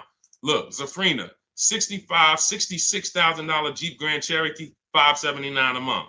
You're not doing leases like this. They overcharged you for your lease. You overpaid for it. And now you're like, well, I might as well buy the car. I've had people say that on comments. Well, leasing, it costs the same amount to buy. Well, you just overpaid for your leases and you think that that's normal. So now you're comparing overpaying for leases to buying. And yeah, it might be a similar price. But you compare these deals, look, Zafrina's 0.88% lease, $65,000 vehicle, that would normally be $1,300 a month to finance, $1,200 a month if she went in there with no money down to finance that. So I'm big, besides the actual returning of the lease and that equity assessment, I'm more concerned about why you're switching from a lease to a finance. And it's usually because you overpaid for your lease and now they talked you into just buying a car because you didn't see any value in overpaying, because there's something I call the 1.5% rule that I created, which shows you when you've overpaid for a lease. You take the MSRP of the car and you just multiply it by 0.015. Your payment cannot be any more than that with no money down at 12,000 miles per year. So if I took my car, if I'm looking at a $50,000 car, the max I do multiply by 0.015. The highest my payment should be with no money down is $750. With no money, and that's the highest. That doesn't mean that's a great deal. I just showed you 1% leases, 1.2% leases, 0.88% leases, but this is where it caps out at. This is where it doesn't make sense to lease the vehicle anymore. You're paying too much money for a vehicle you're giving back. If I multiplied that by 36, I'm paying $27,000 over 3 years for a $50,000 vehicle. There's no value in leasing that vehicle more than that. There's no value.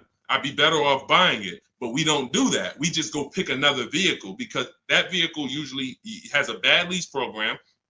If you're shopping, if you just went into one dealer and you're dealing with an 80% dealer, then no, you probably just dealt with an 80% dealer. They overcharged you, made $8,000, $9,000, $10,000 on you, and left you out. And you were just like, well, I guess this is it. No, they made a ton of money on you, but that's why you need to learn how to get below market leases. You'll never hear me say you should be leasing cars if you're not keeping your cars 8 years. You'll hear me say, if you're not keeping your cars 8 years, you should be shopping for a below market lease.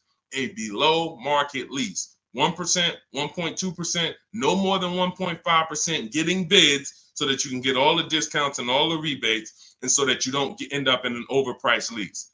Below market is all that matters.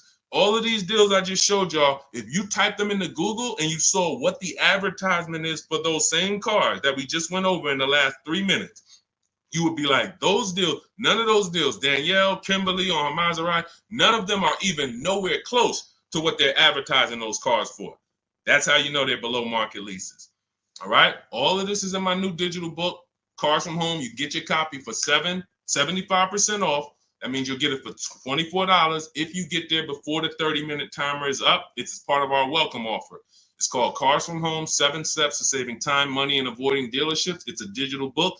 It'll be in your inbox in 3 minutes. You can get it in my TikTok bio, in my Instagram bio, in the Facebook comments, or in the YouTube comments for the next 30 minutes. Make sure as soon as you get your book, you screenshot the thank you page.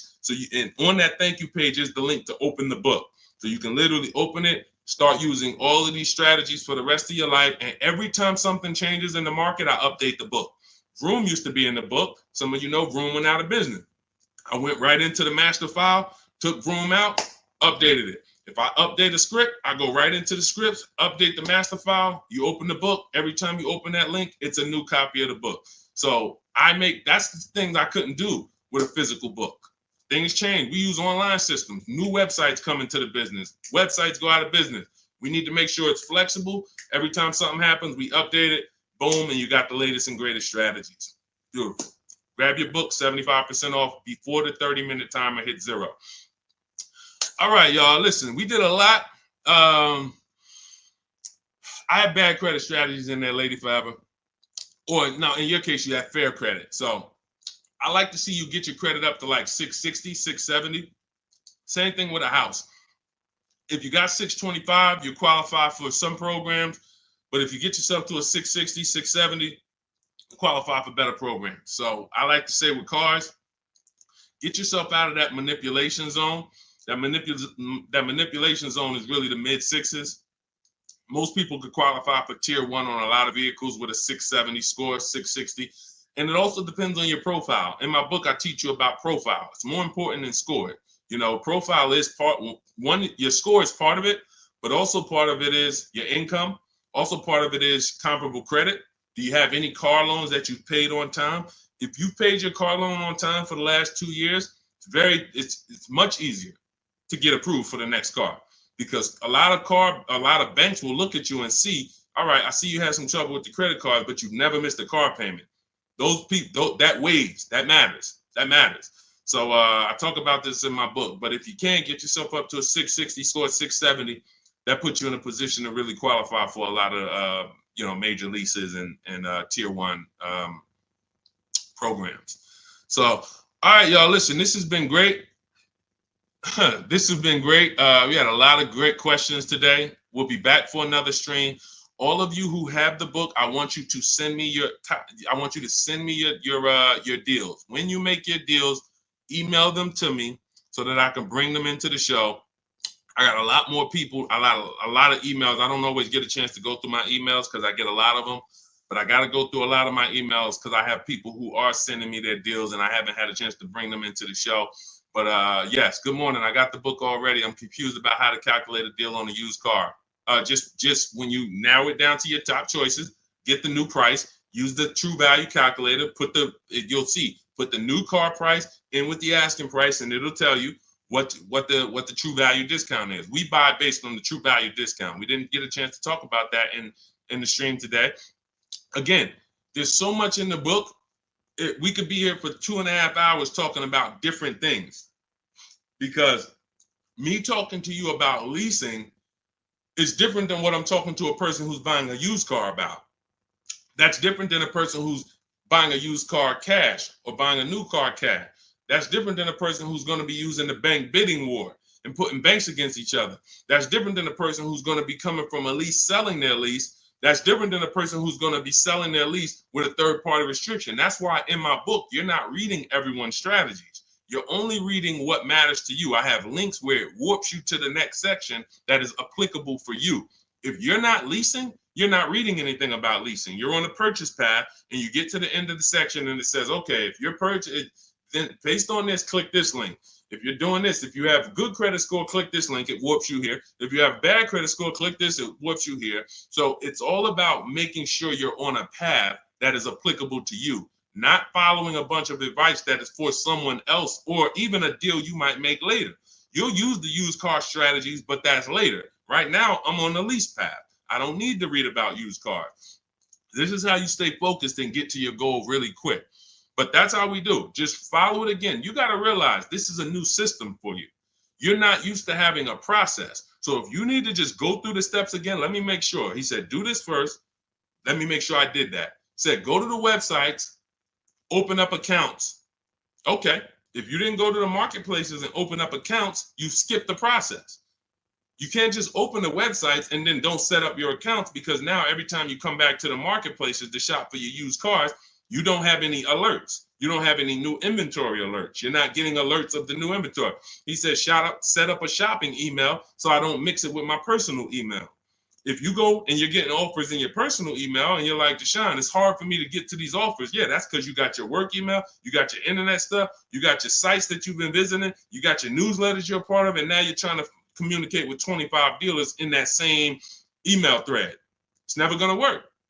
That's why I set up a shopping email. I say set up a Google Voice. We don't just have dealers calling our phone, so we don't have to talk to dealers. We don't have to, yo, Deshone, how can I stop these dealers from blowing up my phone? You skipped the step. You didn't set up the shopping phone number for free that I told you to set up. Put on do not disturb so no one can even talk to you. These are all steps that you need to review. But here's the beautiful thing. Once you get this, it's the muscle memory. See, I could do this in 90 minutes, 60 minutes sometimes, because I've done this hundreds of times for other people, myself, and I wrote the blueprint. Once you get to the point where you're like, wait, I'm going to trust this process and stop trying to come with my own ideas. If he says do this, I'm doing it. He says go to this website, type this in, I'm typing it in. Then I go to the next step. So typically the people who do the best, the quickest, it's very easy for you to follow directions. But some people, that's not your learning style. It's harder. But you'll eventually trust the process. It's going to take you longer. But it's not the process, it's you. If you came to McDonald's and they told you, hey, all right, flip the burgers. When you hear the buzzer go off, flip the burgers. As soon as you hear it, you sprinkle a little seasoning on them. You do 2 drops of seasoning. Shake. And then you hear the buzzer go off on the fries. That's when you pick it up and then you dump them in. and then you sprinkle five salt. Shit. See, it's a system. They're not giving you an option. My system is the same way. It's very rigid. There is no add your own stuff to it.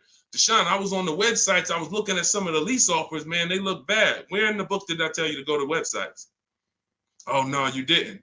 Why'd you do it then? You're mixing your own stuff. So again, the people who have an easy time following direction, military people usually, a lot of military people come in and they get right to it.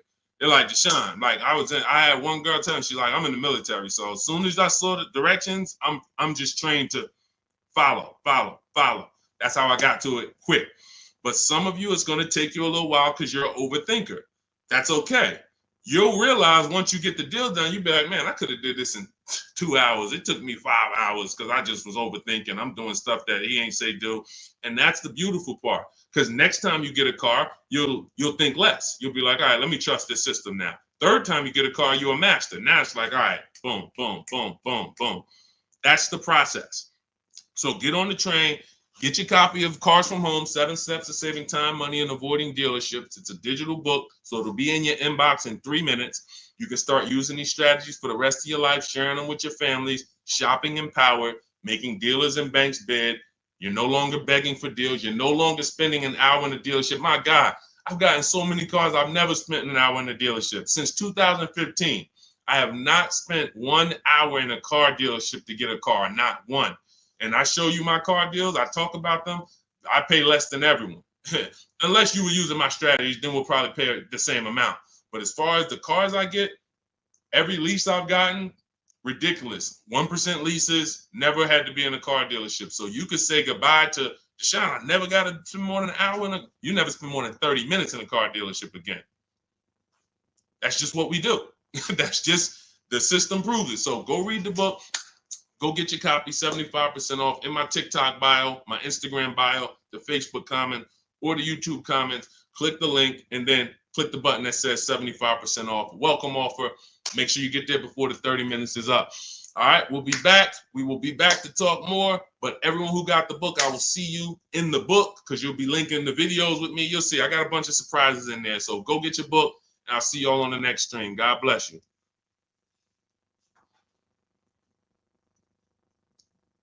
Yeah, this was a good one today. Had fun today.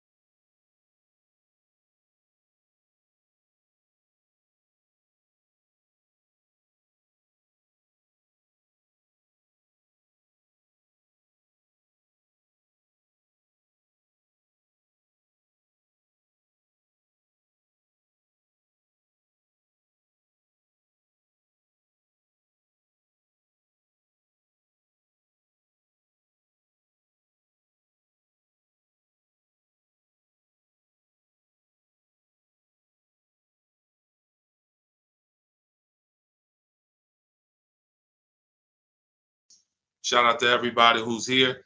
We're about to start our car shopping questions and answers live. We'll be answering as many questions about car shopping, leasing, buying, pre-owned cars as we can in about an hour. So feel free to start typing them, and we'll get the show on the road. If you don't know me, my name is Deshone. I'm known as Deshone, the Auto Advisor.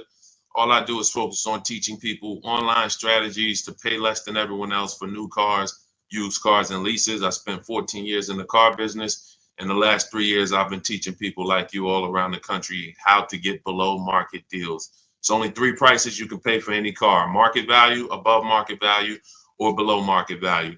My mission for those who are locked in and willing to listen and willing to apply these strategies is for you to pay below market prices for any vehicle that you get. Everything we're going to be talking about is out of my new digital book. It's called Cars from Home.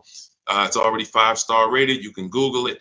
It's called Cars from Home, 7 Steps to Saving Time, Money, and Avoiding Dealerships. And you can get yours for 75% off as part of our welcome offer.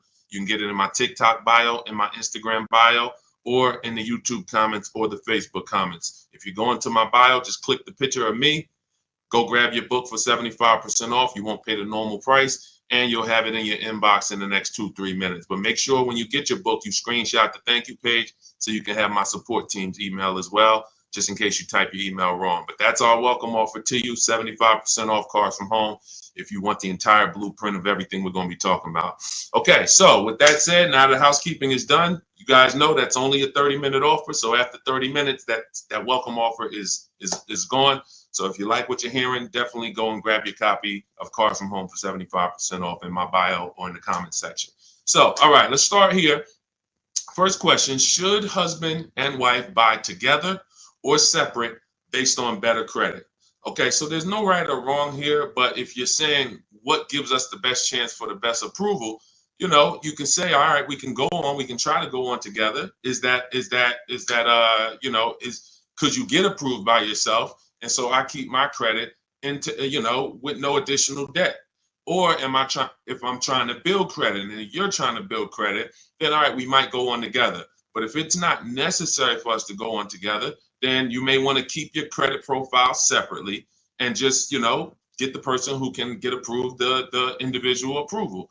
But if you are building and you would like to have that payment history on your credit as well, then you can add it to both people's name. It really depends on your personal goals and where you're at. There's no right or wrong. It just depends on your goals. All right, let's go, everybody. Keep typing your questions. We got our first couple questions. As you type them, we'll add them to the show, and we'll get through as many as we can in the next hour. Go ahead, Dolan, shoot the next question up. Okay, what's up, Reem 99? I have a 2019 Chevy Silverado. I owe about 30,000, 120,000 miles. So the first thing that you should be considering is you're a high mileage driver. So I want you to look at this lesson that you're about to learn on depreciation. All right, here's what everyone buying or leasing or considering acquiring a depreciating asset like a car needs to understand. This is what I call the depreciation curve. This is also what I call the unseen expense. So you'll hear a lot of people who come to our streams refer to the unseen expense, which is depreciation. So if you buy a vehicle today, and stay by your keyboard so you can dialogue as I ask you these questions. That's how you're going to get the most out of this video. As if you buy a car today for 40,000, let's say I left it outside your house. Somebody gave you a $40,000 car. You don't have to pay for it, but you don't need it. And you say, look, I don't need it. I can't drive it. You can leave it there, but it's just going to sit there for a year because I can't use it. If you came back a year later, you never drove that car. Remember, we bought it for 40. If you come back a year later, never drove it 1 mile, is it still worth 40? Yes or no? Let's go. Type into the chat fast so we can get this, so we can keep the show high speed. Everybody who's dialoguing, you know, I appreciate you. You usually get a lot out of these because you know your dialogue. So thank you. No, Gary. No to pull up. No. Okay. All right. Perfect. So we understand.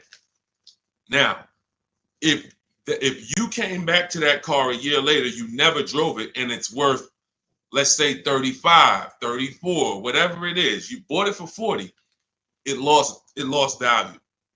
See, because it doesn't matter whether you bought it and didn't drive it, or you leased it, or you owned it. See, when you start understanding depreciation like we're going over, now you can properly assess whether you should lease or buy a car and how you are going to beat depreciation.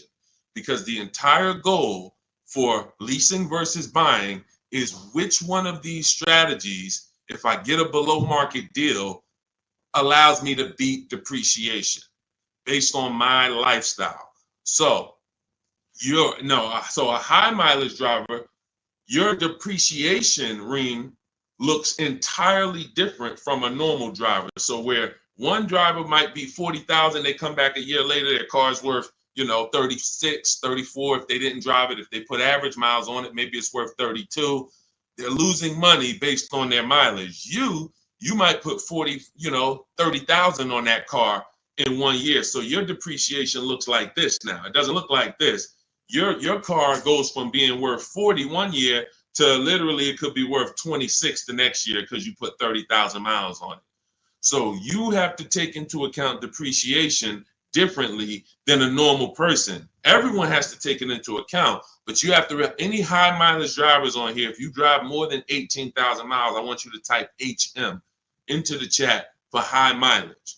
This is specifically how you need to be looking at depreciation so that you don't keep flipping out of cars and then coming back with huge amounts of negative equity because you're structuring your deals like you're not a high mileage driver and you're killing your values. High mileage drivers used to come into the dealership with, cars that were 5 years old, got 180,000 miles on them, and they still have big loans left.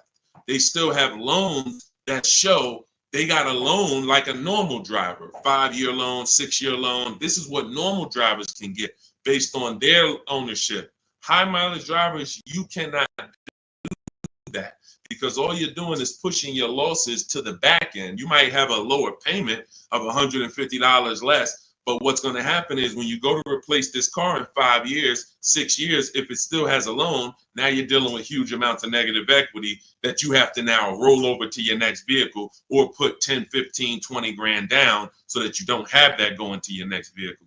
So the smarter thing for you to do, Reem, is to figure out right up front, how many years are you keeping your next car?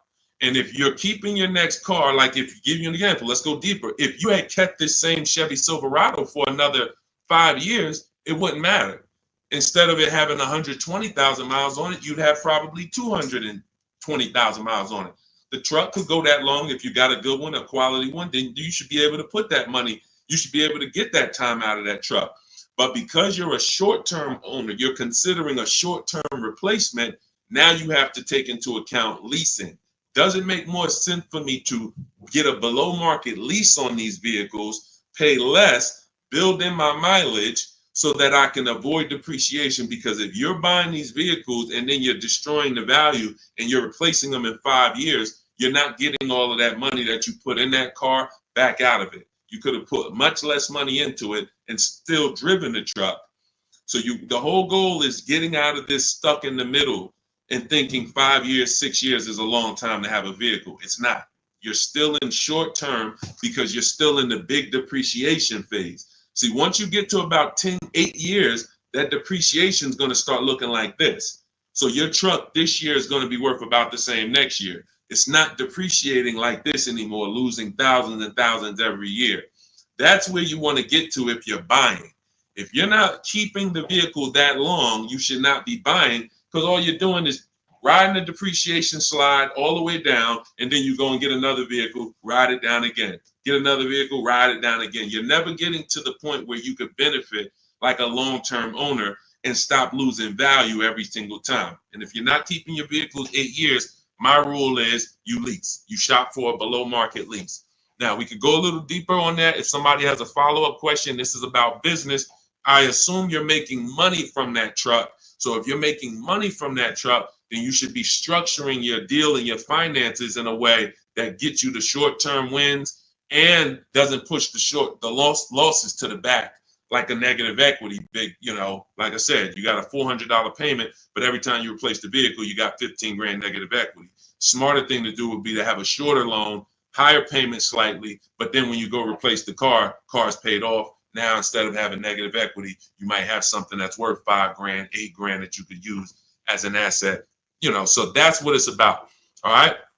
When it comes to these understanding this is all in my digital book. You have to understand depreciation is step one. Cue up the next question, Dolan. Depreciation is next step one.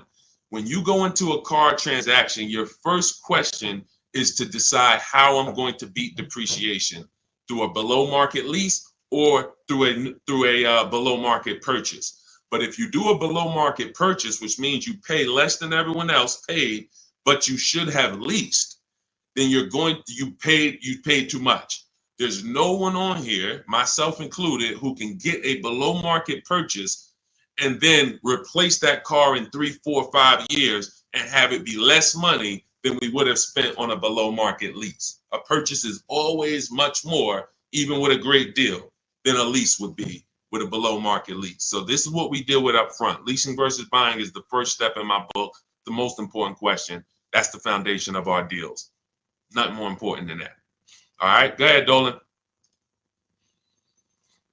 All right, come on, keep typing the questions. I know we got a lot. We'll try to get through as many as we can in an hour. Okay, BMW X7, new or used. Okay, so if you're purchasing, which means you're a long-term person, you're going to beat depreciation through long-term ownership. Whenever you're purchasing, your goal is to beat depreciation through long-term ownership. So how many people have a vehicle? If you have a vehicle that you've had in your driveway for at least 8 years, I want you to type the number of years into the chat. Type the number of years into the comments if you had a vehicle more than 8 years, 10 years, type it in, 11 years, 13 years, 8 years, only if it's more than 8. I want to show you how you should be looking at purchasing and what your goal should be. What your goal should be when you buy. Okay, so I see somebody TikTok 15 years. I see, okay, brother, I see 11 years. Okay, anyone who has a car, if you have a vehicle in your driveway right now that you have had, William Smith, 12 years. Okay, if you've had it more than 8 years, type the number of years into the chat so that you can understand what we're about to break down here. Because you're asking Chuck T, new or used. This is totally based on budget.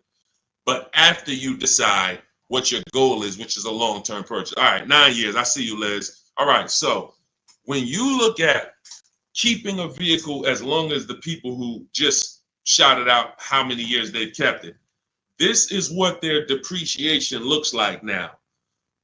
Some of them like this. Somebody like brother who he's had his vehicle 11 years, his depreciation is like this. What does that mean? If his vehicle today is worth $7,000, a year from now, it'll probably be worth close to 7,000, maybe 68, 62, 7. He's losing a very small amount through depreciation. He's beat depreciation. So that's the benefit of all the money he put into the car, is he now has a vehicle that is no longer depreciated. He could drive it for 4 or 5 more years. My father had a GMC Envoy that he's had since 2013. We bought it pre-owned for him. He's had it since then, paid it off 5, 6 years ago, and he's had that vehicle. It's been worth about $5,000 for the last 2 years, and he's going to sell it for close to that. So that's when you beat depreciation. Now, when you are not buying to keep that long, you are on the depreciation sliding board, which means you're going to lose thousands of dollars in value. So as long as you have decided I'm going for long term, which I call the 8-year rule, at least 8 years, I'm going to keep this vehicle so I can beat the depreciation, pay it off, and then I'll consider replacing it or keeping it longer. But it's going to be at least 8, or I should be shopping for a below market lease so I don't tie up money in this vehicle this long. So now you've decided I'm a long-term person, I'm purchasing new or pre-owned, strictly based on budget. Can we afford both?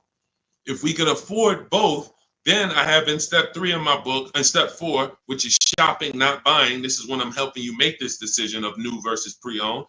Which value system are you operating with? Some people, if they know they're only getting a replacement vehicle every 8 to 10 years, they're going to go and get a new one because they're like, listen, I only do this once a decade. I want to make sure I have the latest and greatest. I could afford it, no problem. Some people, they say, you know, even though I could afford the new one, I want to go pre-owned. Let me try to knock 20%, 30% off my investment so I have even less money invested in the car. One person wants the latest and greatest. One person wants more value with a discount off of it, and they don't need the absolute latest. So that's the balance between new versus used. Can I get everything I need and want in a new car for my budget? Can I afford to get everything I need and want in a new car, BMW X7, for my budget? If yes, then you can go new. If your value say, listen, I could afford it, but I want to knock 30% off, 20% off, 20, whatever it is, you know, whatever the below market used car deal would be for that vehicle, then they go that route. There's no right or wrong there.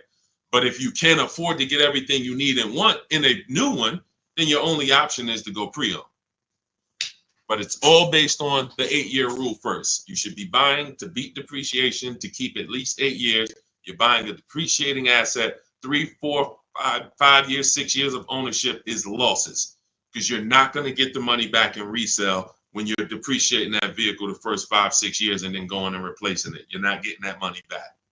You would have been much better off getting a below market lease. Give you an example. Let's take a vehicle that's close, relatively close, price wise to that X7. Look at Teddy's, BMW. He has an electric BMW, so he got a bigger discount because there's rebates that he got. There's rebates that wouldn't be applicable on the X7, but it's a $73,000 vehicle. He's leasing it for $856 a month. That was his best offer. Now, one of the things we teach here, we do not buy a vehicle, lease it, buy it without looking at 5 offers, 5 options.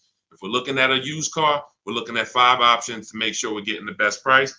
We do this from home. That's why my entire system, my book, everything is called Cars from Home. Cars from Home, because we're using the internet to do this. But you look at somebody like him, he paid $856 a month, no money down. On a $73,000 vehicle, some of you know every $5,000 would be how much? I know I got some new people on the stream, but I'm talking to the people who you've been tapped in. I may have a couple people who know every $5,000 when you're looking at a car is about how much per month. And you use this so that you never get scammed. When you know this, no one can throw, you need to know a basis of what a car should cost. And I'm gonna tell you why in 1 minute. Thank you, Anthony. Yes, $100. Great job. Anthony Perry knows $100. So if every $5,000 is $100, you're going to now look at a $50,000 vehicle and you're going to say that's going to be about $1,000 a month if I wanted to buy it. That doesn't take into account, okay, I might get a $10,000 discount. We're just talking about strictly looking at the base price, total price of the vehicle, asking price. Every $5,000 is about $100 per month on a 5-year loan. So you're looking at a $50,000 vehicle, that's about $1,000 a month. You're looking at a $73,000 BMW like Teddy was, that's roughly about $1,500, close to $1,500 a month on a 5-year loan. No money down. That's how we shop. No money down. We're just doing apples to apples. We may put money down later, but we need to know base numbers. This is base numbers. So look at Teddy. He's paying $856. You're never, if he was buying this vehicle, it would be $1,400, $1,500. That's why I say when you ask about purchasing, it's important for me to reiterate to you that if you should be shopping for below market leases, but you're shopping for purchases, it doesn't matter how great of a deal I teach you to get. You can use the Cars from Home strategies in my book, the bidding strategies, to get the best offers on your purchase, new cars, used cars.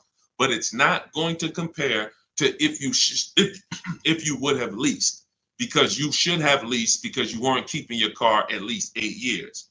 You can see he's $856 a month, and even if the deal wasn't that great, even if it was $1,000, he's still literally $400 or $500 less per month than if he had bought that car only to try to trade it in 3 or 4 or 5 years and go do it again. So the leasing versus buying is the biggest principle that you need to start your car deals with. There's nothing more important than that, and we want to make sure we drive that point home.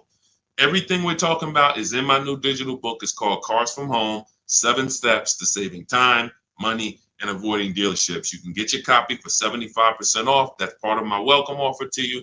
This is going to have all of my blueprints, step-by-step strategies for leasing, buying, getting below market deals for high mileage drivers. It's all in there if you don't want to try to remember this. You can get it for 75% off as part of our welcome offer. In my TikTok bio, click the picture of me. My Instagram bio, click the picture of me. Click that website and the YouTube comments or the Facebook comments. Grab your 75% off, but it's only good for 30 minutes. After that timer hits 0, the price does go back up to $97, which is still incredible. I get it at $97, but $24 is even better. All right, Dolan, shoot the next question up. All right. Cody, how much of a down payment is needed for trade-in with $10,000 negative equity? This is a great question. Depends on what you're buying the next vehicle for and what type of discount you got off the next vehicle. So give you an example. Let's take a dramatic discount like Milligan's discount. She got one of the largest discounts I've ever seen anyone get using our bidding strategies from home. Let me pull it up so that we can now. When you get the larger discount you get, the more money you're able to roll over to that deal without having to put money down. Now, let me give you an example. Why does money down become important or necessary sometimes? The banks have something called loan to value ratios. Loan to value ratios. So the banks may say, based on good credit, we will lend a customer 20% above the value of the vehicle they're buying. So if they're buying a $40,000 vehicle, we will lend that customer up to $8,000 more, which would be 20% of $40,000.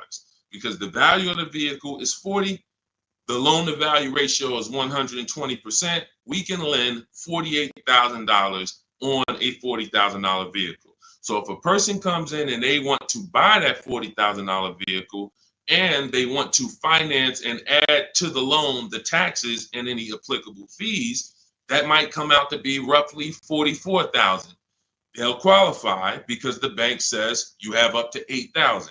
Now, let's say they want to bring a small amount of negative equity over to the deal, $4,000. So now they buy it for 40. They get they have $4,000 in fees and taxes, and then they have another $4,000 of negative equity that they add to the transaction. The bank will say you're still at no more than 20% above the value of the vehicle. We can approve this with no money down.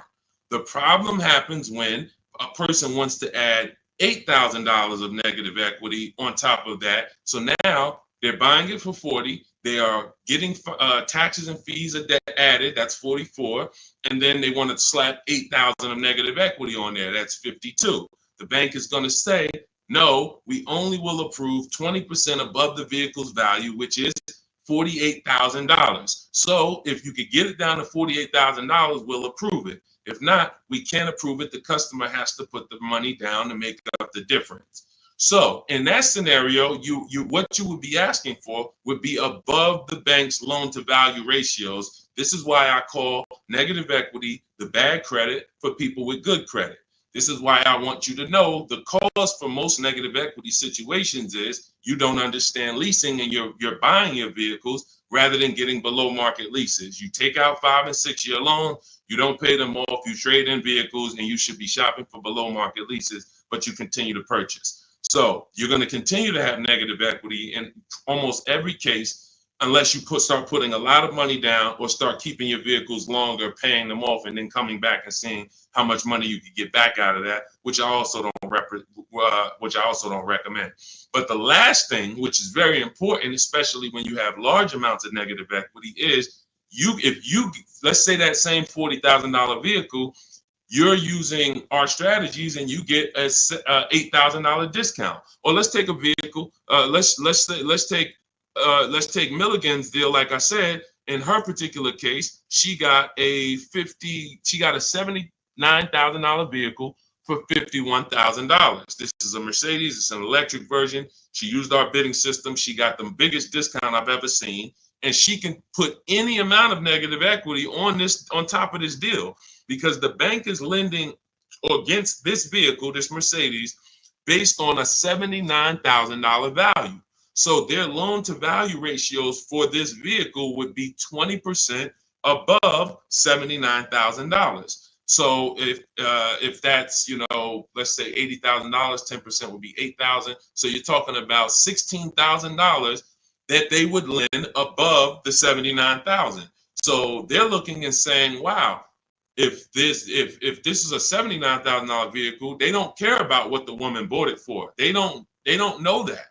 All they know is when the loan paperwork comes in, we're asking for less than what the loan to value threshold show. And they have other people that go and they pay list price. They go in, they have no strategies, and they just go in and say, all right, it costs $79,000, I'll take it, not realizing that, okay, I didn't negotiate, I overpaid by almost $27,000.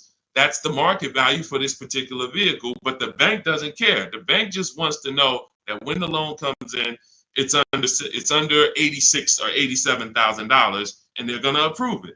So the bigger discount you get, the more room you have to move negative equity over, and that's what you want to understand. If I had a large amount of negative equity, I would be choosing several vehicles, using our bidding strategies from home. If you want to do it your way, at least calling around, talking to managers, getting multiple offers. You want to talk to salesmen and managers, you can do that. But once you get the discount, any amount of negative equity that you bring over would now go on top of your selling price. So if you got a $10,000 discount, then you brought $5,000 of negative equity over, you would be well below the bank's loan to value threshold. So it's based off of how much negative equity you have, and then it's connected to how much discount you're going to get off the value of the vehicle, which is what the banks actually base the loan to value approvals on. And if you can do that, you don't need a trade, you don't need a down payment. And I hope that's clear. If you rewatch this, rewatch this segment, it'll be clear to you. If most people understood that and the cost for negative equity, we have a lot better world. Deals. Negative equity is the one thing besides super bad credit where you can walk in with an 800 score. You're not leaving with a car, depending on what your situation is and what car you're trying to get and how much they're charging you for it. You are not leaving with a car. And that's just the sad part. So stay out of negative equity. Get out, stay out of it. All right, go ahead, Dolan. Next question. And I see you, Quinty. We'll get to you asking about Tesla. All right, Miss A, good to see you. Any advice on leasing as a first-time car buyer? Sure. Let's look for something that's mainstream because some banks do not want to be your first lease. When I was at Mercedes, unless you were like, they had a Rising Star program, which was certain college students and, would have, condition. They had to have certain things like 2 trade lines on their credit report, but that's the only people who can qualify to get a Mercedes as their first loan or lease. Some of these, luxury banks or import banks do not want to be the first one, but Honda, Toyota, Chevrolet, Ford, Nissan, and possibly Infiniti. As long as your credit profile is good, you're in that good range, high 6s, low 7s, the better, the higher the better, and you have a solid credit report, that could be 2 credit cards, but you're paying them on time, you're not using up that credit. I would be shopping based on the 8-year rule, which is the first step in my book. The 8-year rule is how many years are you going to keep the next car? That's the leasing versus buying question. And once you make that decision, if you're not keeping the car 8 years, you should be shopping for a below market lease. And I've seen so many people that would buy their first car or they would buy their children their first cars, and they're getting like $400 payments on these cars or $350 payments. That's only a $15,000 to $18,000 car. So they're usually getting, a 4 or 5-year-old, Hyundai Elantra, Toyota Corolla, if they're buying used. These are the same vehicles that they may turn around and trade in 2 or 3 years, 4 years. They're paying $350 a month, and God forbid the vehicle breaks down on them or anything. They're dealing with a used car, where you can get some of these incredible lease deals, and you can get them for, depending on the car you're looking at. Somebody had just got an Elantra, and the payment was $350 a month, brand new car, no money down. Let me see if I can find their deal. It was here we go. It's India. I joined last year. She joined our program. I do have a program where I shop with people. Depends on how you want to learn. You can go to my bio to figure that out too. But these are people who are in my program. They have the same strategies you have access to in my book. Same process. It's just one's a blueprint for people who are like, Deshone, give me the blueprint. I'll follow it step by step. You can get to all your deals, and one is done with you, where you're like, hey, let's shop together. You're basically shopping with me. So it says, got back 6 quotes, because I told you guys we don't make a deal unless we get at least 5 quotes on every vehicle. Got back 6 quotes. Fast forward 2024, I had to find a car in 2 weeks, so you don't need a lot of time to implement this. My process actually takes, max probably 3 days. If you needed a car in 3 days, we can get a below market deal that fast. I had to find a car in 2 weeks, so I got to work in about 5 days. I walked out with a 2024 Hyundai Elantra, 36 month, 12K, 365 a month, no money down. So this is a brand new vehicle, probably about a $26,000 vehicle. No money down. So when we consider the fact that, as I said, some people are buying their family members, $15,000 to $18,000 vehicles that have a 365 payment. Okay, do I want my people? Do I want my child or whoever in a 2019 or 5-year-old or 4-year-old or 6-year-old used vehicle for $350 a month, $360 a month, or can I go out and can I lease a below market? Can I get a below market lease? Because again, there's a lot of people paying a lot more than what India just paid. So I don't want you to think that's the deal for everyone. That's a below market lease deal. You can look at the commercials and you'll see that anytime you go to a website to lease a Hyundai Elantra, that's not going to be the deal. $350 a month, $360 with no money down. They're probably going to say $279 a month with $3,500 down plus tax and fees. And again, the key is this is a below market deal that India got using my blueprints, using our shop from home strategies where we don't talk with dealers. So that's the thing. I would most likely say I want my child or my spouse or whoever in a new vehicle for the same payment rather than a used one. So that's it. So everything we're talking about is in my new digital book. It's called Cars from Home, 7 Steps to Saving Time, Money, and Avoiding Dealerships. You can Google it. It's already 5-star rated. In fact, before we go to the next question, I wanted to pull in some of these reviews. Thank you to everybody who has reviewed the book. And I appreciate it. I just grabbed a couple random ones. Says here, this book is a must have if you're thinking of getting a new or used car. So much has changed in the process since I bought my first car 40 years ago. Think of it as a workbook. So even though you finish the book, you will refer back to it several times in the process. Deshone takes you step by step through the process and has videos to support the steps that I do. That's a surprise in there. For those of you who have the book, I link to certain videos to help you understand things better. I feel better prepared to go out, get the deal I want for my next car, and I know that I didn't get taken advantage of by a dealer. Thank you, Marguerite. Appreciate you. Again, you can get your copy as part of our welcome offer to you for 75% off. Books normally $97. You go to my TikTok bio, click the picture of me, go to my Instagram bio, click the website that says 75% off, or you can go to my Facebook comments or the YouTube comments to activate your 75% off. But it's only good for 30 minutes. If you visit it and that clock started ticking down, once it gets to 0, the price does go back to $97. So go get your book, screenshot the thank you page so you'll have the support team's email, and come on back to the show. Go ahead, Dolan, shoot the next one in. Oh, Dominique said, buy the book, y'all. I bought a used car using Cars from Home strategy. I saved so much money and time. It was not hard either. If you follow the steps, Deshone literally does it for you.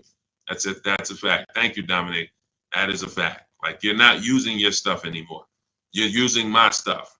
So that is, if you leave your stuff. That's why I represent Unlearn, Relearn, because when you decide you want to unlearn your way of car shopping and you want to do it the Cars from Home way, that's all you need. As long as you have a computer and you can copy and paste and send emails and visit websites, you can win. That's all you need. But you do need to be able to use a computer and copy and paste. That is a requirement. And everyone may not be able to do that. If you have somebody in your family that's good with copying and pasting and sending emails, that's all we need to win.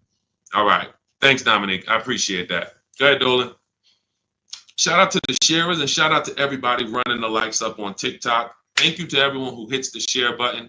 Whenever you hit the share, tag your best friend, tag one friend in, because they may be car shopping this weekend. Right now, they might be going to a dealership later, and you have no idea.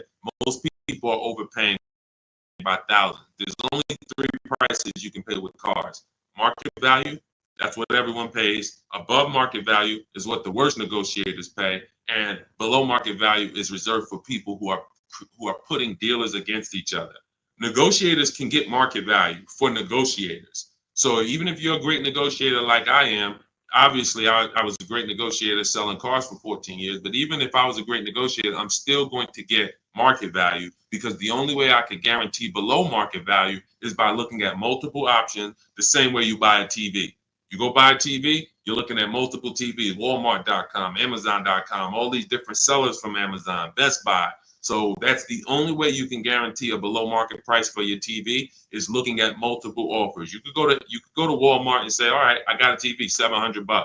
Was it market value? Was it below? Or was it above? You don't know until you look at all the market, and that's what we do. That's what Cars from Home is about. Okay, Alan Carter, 35 years in the car business. Your advice is spot on. Thank you, sir. I appreciate that. Thank you so much. All I want to do is help people find the 20% of car dealers and salesmen who are honest, who want to compete, who want to take care of their customers. That's the 20%.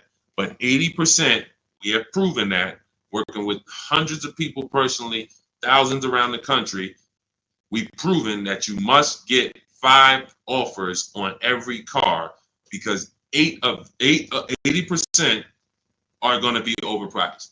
Doesn't matter how much you negotiate, they're not going below a certain amount. So when they tell you, hey, Shantola, thanks for coming in, but this is the best offer we can do, that does not mean that's the best offer any Nissan dealer can do. That means that's the best offer Nissan of Bay Ridge can do. That's the best offer Nissan of Hudson County can do.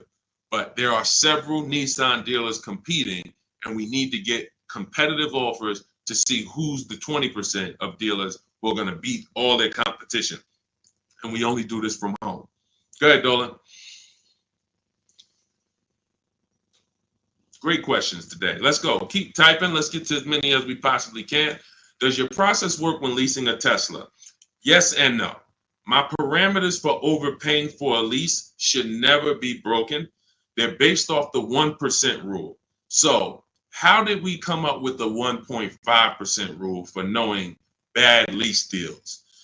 We had to look at what a great lease deal was. And the 1% rule has been around since way before I started leasing cars. So you take the MSRP of the vehicle, the total MSRP, you type that in, and you multiply the total MSRP by 1%.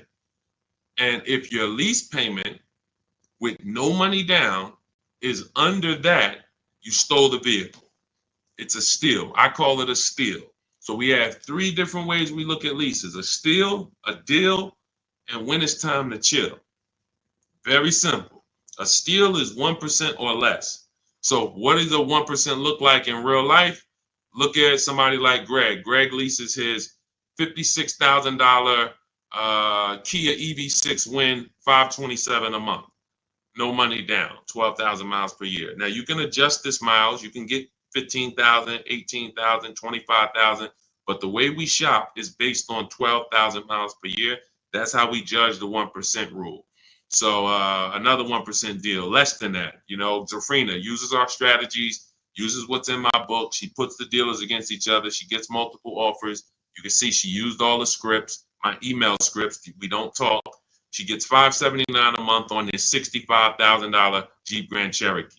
You look at somebody like, where is Rosalie? Rosalie Ansley is another 1% lease deal. 2024 Infinity truck, $58,000, $554 a month, no money down, right under 1%. And he's driving something he likes. This was a vehicle he got for his father a couple days ago. So this is a 1% lease. So now we say, when I started telling people about leases in my videos, I knew people were going to go out and get bad lease deals because they just literally don't know how to make people bid, and they're just going and trying to negotiate, not realizing a lease is going to look better than a purchase. The only people who really say a lease is the same are people who really are overpaying for their leases, because they'll say, wow, the dealership told me to shine that with their lease deal, it'd be better if I just buy it because it's about the same price. That means they're offering you a horrible lease deal. That dealership is running a horrible lease deal, and they want to try to talk people into buying.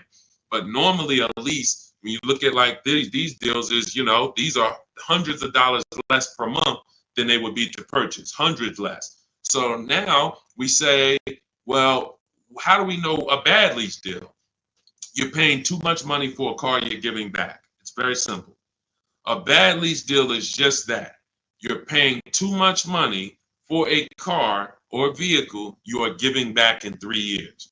That's another reason we don't do 4-year leases at all. Because when you add up all the payments, you look and say, wow, I leased a $40,000 vehicle and I paid $28,000 for that vehicle over 4 years. Then I gave it back to them. You paid off almost the whole vehicle and then gave it back to them. That's why 4-year leases are horrible. But you're only judging your lease value by how much you're paying over time and how much did it cost me to drive that $40,000 vehicle for 3 years. Did it cost me $13,000 to drive it over 3 years? $17,000 to drive it over 3 years? $20,000 to drive it over 3 years? What did it cost me? And that's what the 1% rule is basing it off of. If you're looking at a $40,000 vehicle, you get a payment of $400 per month. It costs you 400 times 36, cost you $14,000 to drive a $40,000 vehicle over 3 years. That's much less than the normal depreciation of that vehicle. So we go up to 1.5%. So 1.5%, anything above that, you're paying too much for a vehicle that you're giving back. There's no value in leasing that vehicle. And when you compare it to other vehicles, because every vehicle has a different lease program, there's so many other vehicles you can lease and get a lot more value, drive a whole lot more car MSRP wise, and have the same amount of money coming out of your bank account. So that's why the 1.5% rule is our anchor for overpaying. And even though Tesla does not negotiate, Quintiel, because this is all to answer your question, Tesla does not negotiate. You order your car, they have a one price system. When you do your lease for 12,000 miles per year, no money, just giving them first month's payment. You divide that into the MSRP of the Tesla. Is it under 1.5? So I don't care that Tesla. So Tesla doesn't allow us to make dealers bid against each other because every Tesla is going to be the same price from California to New Zealand to New Hampshire to Connecticut. They're the same price. So what we have to say is the lease program good that Tesla is offering?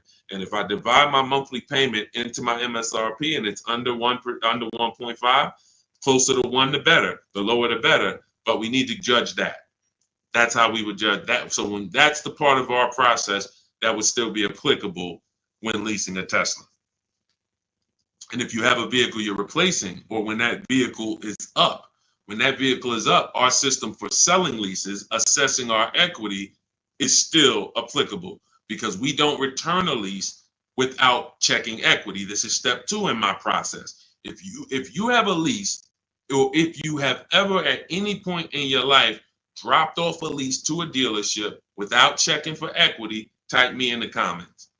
Type me in the comments. If you have returned a lease and you did not assess your equity, and matter of fact, I know there's a lot, you might be like Deshone, I didn't even know you could sell a lease. If you didn't know you could sell a lease, just type a question mark. I didn't even know it was even possible for me to sell a lease, much less turn around and have a process for how I sell it or how I analyze.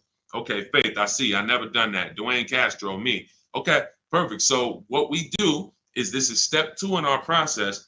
We assess our equity on any vehicle that we are replacing because we don't trade. We don't trade. Some of you know that. So the equity assessment is how we don't give dealers back money. So if your car on the market is worth $19,000 and you go drop it back to a dealership, but they could buy that car for $16,000, now you just lost $3,000 of equity because they're going to buy that vehicle and they're going to resell it based on a market value of 19. So what we do is we make sure before we return any lease, we are checking the market value, getting 6 offers to see if is the price that a dealer can buy our lease for, is that a price that is a price that's higher than our is our market value higher than the market? Let me break it down like this. Let's say the dealer buyout price is $19,000, but your highest offer market-wise is $24,000. That means you have $4,000 to $5,000 of equity that we could cash out, let CarMax, Driveway, Carvana, Kelly's Blue Book Instant Cash Offer, AutoNation, Car Gurus, one of these buyers that we use. This is all in my book. This is step 2. We get these online bids. We're going to let them buy the vehicle and then we'll make $3,000, $4,000, $5,000 once we sell it to them. And I've helped hundreds of people do this. There's several videos on my pages where you can see people that are commenting, man, I use your strategies. I made 7,000, 8,000, 10,000, especially during the pandemic, because every vehicle was worth $7,000 to $12,000 more than it's worth today, more than it would be worth in a real market. And I told people for 2 years straight, once I started talking about this, I said, listen, cash out now. If you have a vehicle, cash out. We help people cash out $5,000, $7,000, $10,000, $12,000, put that money in their bank, release or rebuy below market. And some people can say they capitalize on a once in a lifetime market that none of us have ever seen before. Strictly based on the equity assessment. This is all in my digital book. This is, if you're like Deshone, I don't even want to remember half this stuff. I'm not going to remember it. You can get my entire blueprint that teaches everything about below market leases, below market purchases, below market new cars, used cars, making banks bid, equity assessment, selling leases. All of that is in my book step by step. And you can get your copy for 75% off for 30 minutes only. It's my welcome offer to you. I want to give you incentive to get the book now so you can pay less, 75% off. In my TikTok bio, go to that picture of me, go to the Instagram bio, click that link, click the button that says 75% off new book. Get your copy. Make sure you screenshot the thank you page. If you're on YouTube, your 75% off link is in the comments. Facebook, it's in the comments, but it's only for 30 minutes. After that, the price does go back up to $97, which is worth every penny, but $24 is better. So go get your book and then come back to the show. Go ahead, Dolan. Great question so far. Let's keep going. Does this work the same way for Canada? Scott, I'm not sure. I do believe that most would be applicable. I do believe that most. The difference is going to be the websites. So we're using our multiple marketplace strategy for shopping for used cars. We're using 8 marketplaces. Used to be 9, but Vroom went out of business. So we're using Carvana, we're using Carvana, CarMax, Driveway, eBay Motors, Cars.com, CarGurus.com, Carfax.com, and Autotrader.com. Those are 8 marketplaces that we use to shop for our used cars. I don't know if they're the same in Canada. I don't know if they're different. When we're shopping for our new cars, we use what I call, what's in my books, it's in step 5. It's called the 25 to 5 strategy. We're going to reach out to 25 dealers online. It takes us 20 minutes. You're using my email scripts. In 90 minutes, you're going to have quotes back from all of these dealers to be able to get at least 5 to 7 quotes. So out of the 25, you're going to get 5 to 7 quotes. That's why it's called the 25 to 5 strategy. We're going direct to the dealers' websites. So I give you links to the dealers. As long as these dealerships have similar websites set up in Canada, then everything is going to be the same. The scripts, the way they communicate, the things they try to get you to do, come in, can I get you on the phone, put one price here, and then, for a used car, and then hope you come in and charge you more later. All of that, if all of that is the same, which I believe it is, then everything will be applicable in Canada. It's just the websites will be different. But Honda's going to have their own dealers' websites,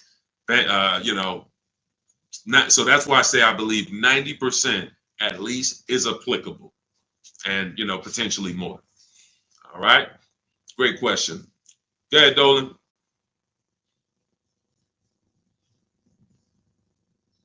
I have the book. Great job, and make sure you guys send me your emails, just like Tiffany did. I always use Tiffany because she was the first one to send us an email, and I always make sure I reference her. But everybody who sends these in, I get to bring them onto the show. I brought a couple more. Look, this one is from Christopher. Deshone, thanks so much for these resources. I read your entire book last night. I've already been underway and trying to put my deal together. What a great book. I have my quotes together. Now I'm ready to take the next step with the calculator. I'm a big fan of your channel and your resources. So I have calculators in the book that I invented. We have 5 different custom calculators: perfect budget calculator, lease counter offer calculator, purchase counter offer calculators, true value calculator for when we do used cars. So I think there's 4, might be one more, but there's at least 4 calculators that we invented that these, you can't find these anywhere on Google. I literally wrote the code, and so that's what he's talking about when he talks about the actual calculators that are in there for you guys. So yeah, send me all your details. I love reading stories like that. Okay, Stos. What if I have a 600 credit score? How much is that lease deal that they're going to give me going to go up by? It's a great question. So if you are not in a position to lease because you won't qualify for a lower tier approval, a tier 1 approval, which is basically the best offer. Most leases are they're offering the lease based on tier 1 approval, which you don't need to have perfect credit for. That's not a super tier approval. That's not A1. There's tier 1 and then there's tier A1. So A1 is going to be a super tier, which is usually applicable on limited inventory cars. It's not important, but most vehicles, they're going by tier 1. And so most people can qualify for tier 1 with a good credit profile.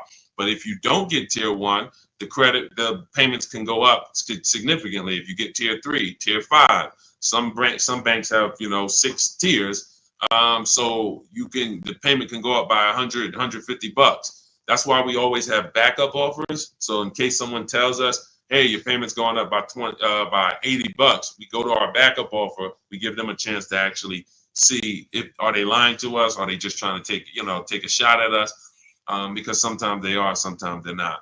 But if I can't qualify for a lease, what I'm doing is buying what I call in my book a smart card. This stands for saving money at the right time. Saving money at the right time. It's not the little smart cards that you may be familiar with. What I'm doing is setting myself up to lease. So I'm going to go get the least expensive car that I can get a loan on. That is the goal of a smart car, to have the least expensive quality car. It must last. Car cannot be breaking down. It's the least expensive quality car that I can get a loan on. $10,000 loan, $12,000 loan. So now I'm going to get the smallest car that I can get, maybe like a Hyundai Elantra or something that was like 24, 25,000 new. And I'm looking to get it around 10,000, so it doesn't have to be too old. Now I'm getting that vehicle. I'm going to drive that vehicle for 2 years, establish a payment history. My payment should be no more than $250 a month. You're talking about a $10,000 loan. So now I got an easily manageable payment. I got a car that is dependable. I trade out of that into a lease in 2 years.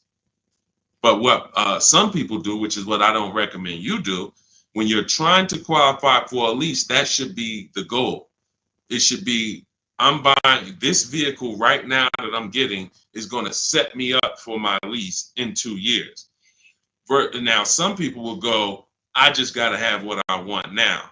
And they'll go and they'll get the Dodge Charger with the Hemi engine, or they want but they know that, all right, I'm going to go and get a $25,000 vehicle. But because you have a low credit score, you're going to pay 18, 20, 25% interest. So now when you go to replace that, first of all, in 2 years, you got to make it to 2 years with a high payment, a high, like a car that most likely wasn't a quality car, because you're stretching.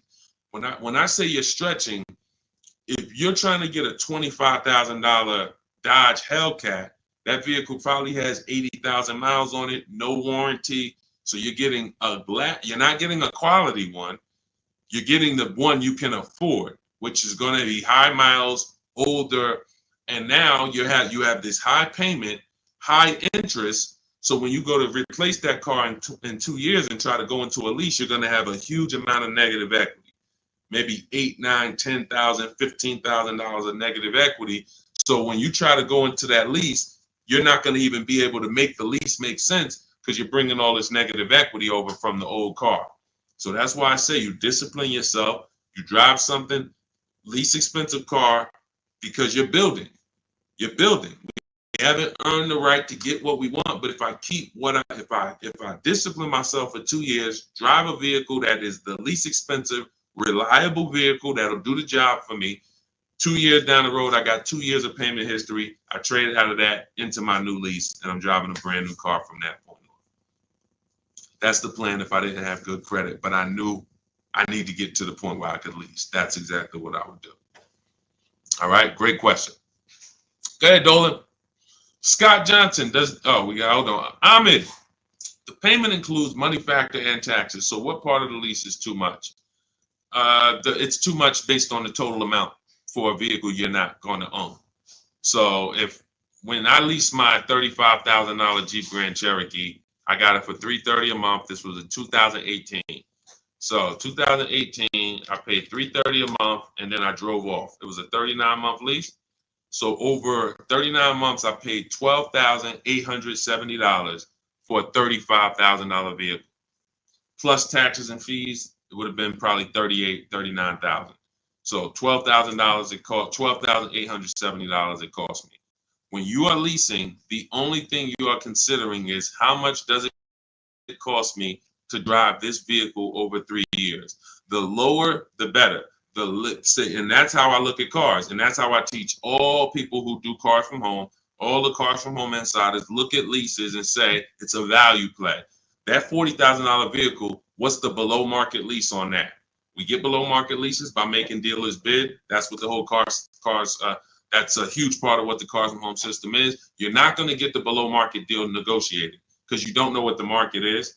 80% of dealers are overpriced. So 4 out of 5 dealers are not going to give you a below market offer. They're going to hold more profit. They'll give you a discount, but they're not going to beat all their competition and give you the biggest discount. That's why we get multiple offers. Once we look at the below market lease, we can determine how much we're paying for this vehicle over a 3-year period.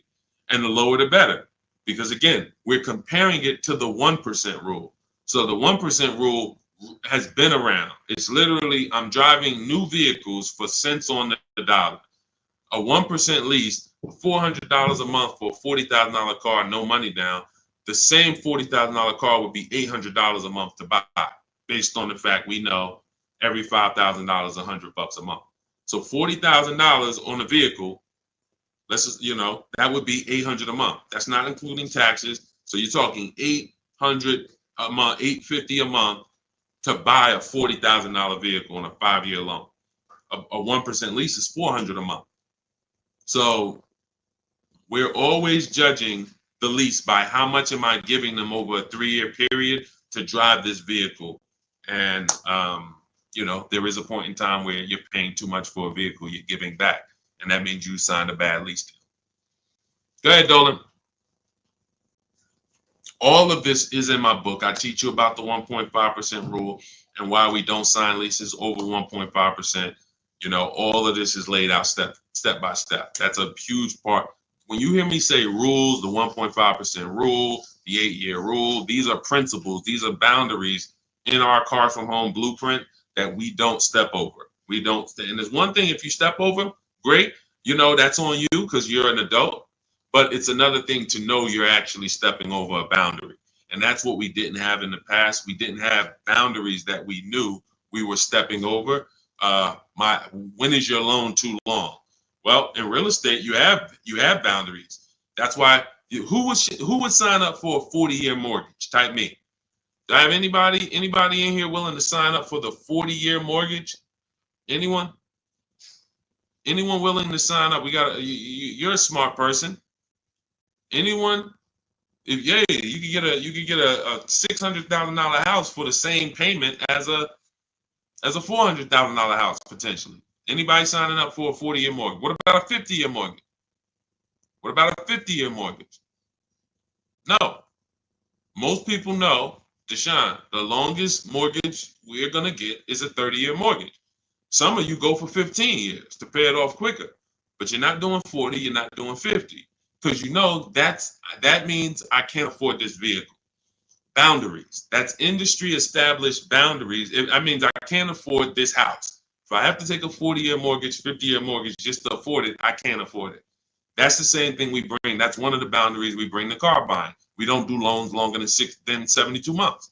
6-year loan is the longest loan that we will do on a car. It just leads to problems. Most of the people who've had problems with cars, horrible problems, they still have loans on them, cars breaking down. They should be putting money to the side every year for maintenance, but they can't because they're still making a $500, $400, $800 car payment, and the car is 11 years old. These are issues. These are boundaries that we don't step over. That's why you'll learn in my book, The Rule of 72 and the 10th birthday. 6-year loan is the max. Car should be paid off by the 10th birthday. These are boundaries. That's what we bring. Deion Harvey, would you pay 16 for a Mercedes-Benz with 113,000 miles? No, unless you can pay cash for it, you most likely are going to end up in a tough position. And I'll tell you why. If you can pay cash for it, then you can put away money for the maintenance and for the upkeep. When I sold Mercedes, and I sold them for 5 years, the people who I would literally run into that were in tears were people who the service department told, you have a $4,000 repair, plus you need brakes, plus you need an oil change. So oil change on the Mercedes is $200. Brakes could be $2,000.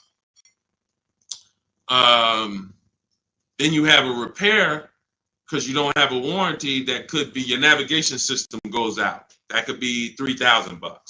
So literally you're looking at $6,000 and you still have a car payment and you still have insurance and you still have gas. So this is something I call the 4 expenses that we take into account. How we're going to acquire the car, insurance, gas, and maintenance and repairs. So these are the 4 expenses. And what gets people with Mercedes, BMWs, Range Rovers, Porsche, anything that's expensive to maintain and repair is nothing when something breaks, nothing costs $100. So it's not that they can't afford it. They can't afford to do that and make their car payment. So that's why I said, if you're going to pay cash for the 16 Mercedes and you've screened down title, history, service records, accident history, and then you've done a market assessment, this is all stuff I teach you to do step by step in my book when we're buying a used car, then you can pay cash for it. But if you can't pay cash for at this point, 8-year-old car with 113,000 miles on it, then you really can't afford that car. Go ahead, Dolan.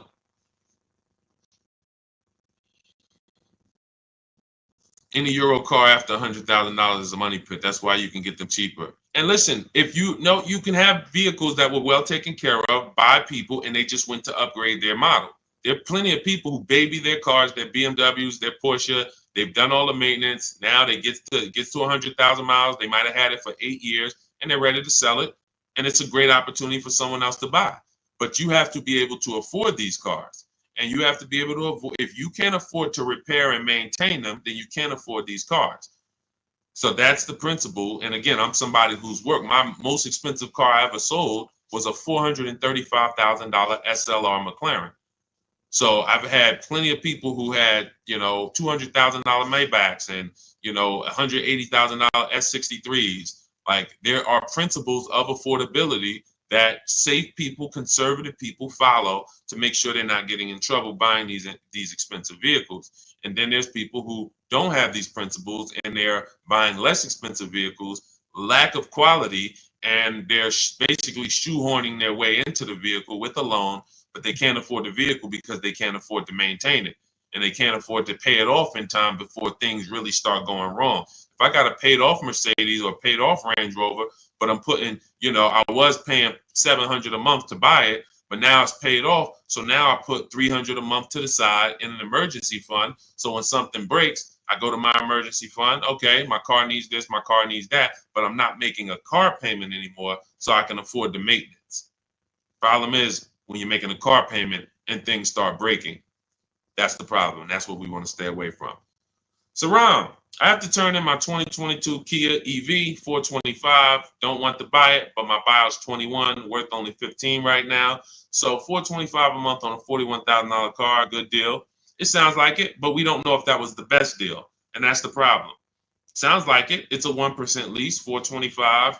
If you put no money down, and you literally just signed the deal for $425, gave that to him, and drove off at $425 a month, then that's close to a 1% lease. And that's but we don't know if that was the best. And I'll give you an example. So Zafrina was shopping for a Jeep Grand Cherokee.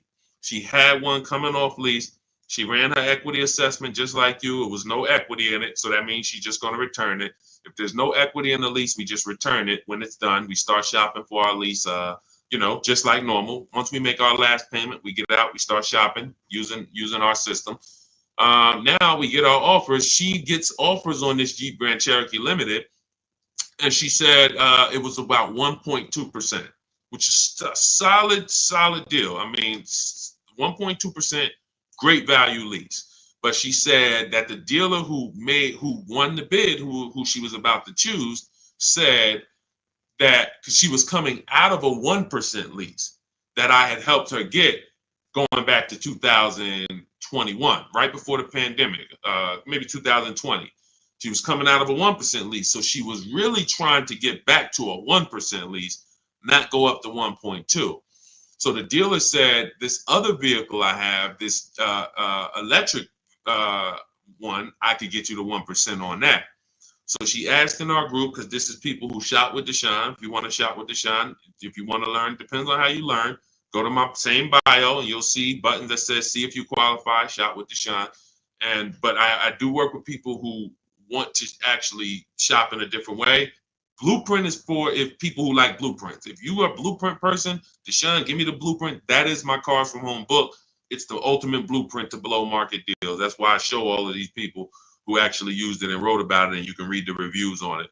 But when you see these Facebook posts, these are people who have been working with me and in my private program. But anyway, let's get to the point. She now says, should I take the 1% on the different vehicle?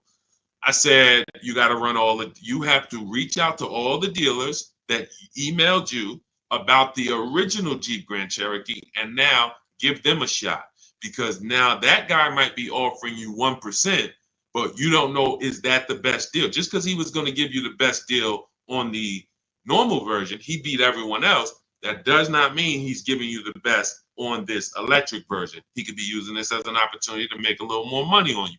So she connects, sends out my scripts. We have this contact script, very simple to use, copy and paste. She sends it out on the electric version. The winning bid comes in at $579 a month, which ends up being a 0.88% lease. So yes, when we look at a 1% lease, we might say, hey, when you're asking, hey, this was a 1% lease, was that a good deal? Yes, it is a good deal. Yes, it is a steal. 1% is a steal. Does it mean 405 was not available on this vehicle? No. Does it mean 395 wasn't available on this $41,000 vehicle you got? No. And there's no way for us to know that unless you followed our process and you know there was no better offer than this offer. That's when you know. And that's all we care about. We want to guarantee we got the below market lease. We want to guarantee we saved all the money and got the below market discount on the purchase. We want to guarantee that on our used car that we're buying, we got the below market price. And that was the least expensive option within 100 miles of me, 150 miles of me. That's what we roll. And that's the Cars from Home system. So everything in this stream is sponsored in my new digital book. This is not, I don't wing it. And the beautiful thing about what you're going to do with Cars from Home is you're no longer going to be winging the process. This is the second most expensive purchase that many of you will make. And some of you who don't own a home, this is the most expensive purchase that you have made so far. And every single time you make a 5-figure decision on a car, you add these up and you can see I've made $100,000 in car buying transaction decisions over my lifetime. What is my process for getting below market deals? What is my process for not paying what everyone else is paying? You've winged it, but you're no longer going to wing it. This is a 7-step process.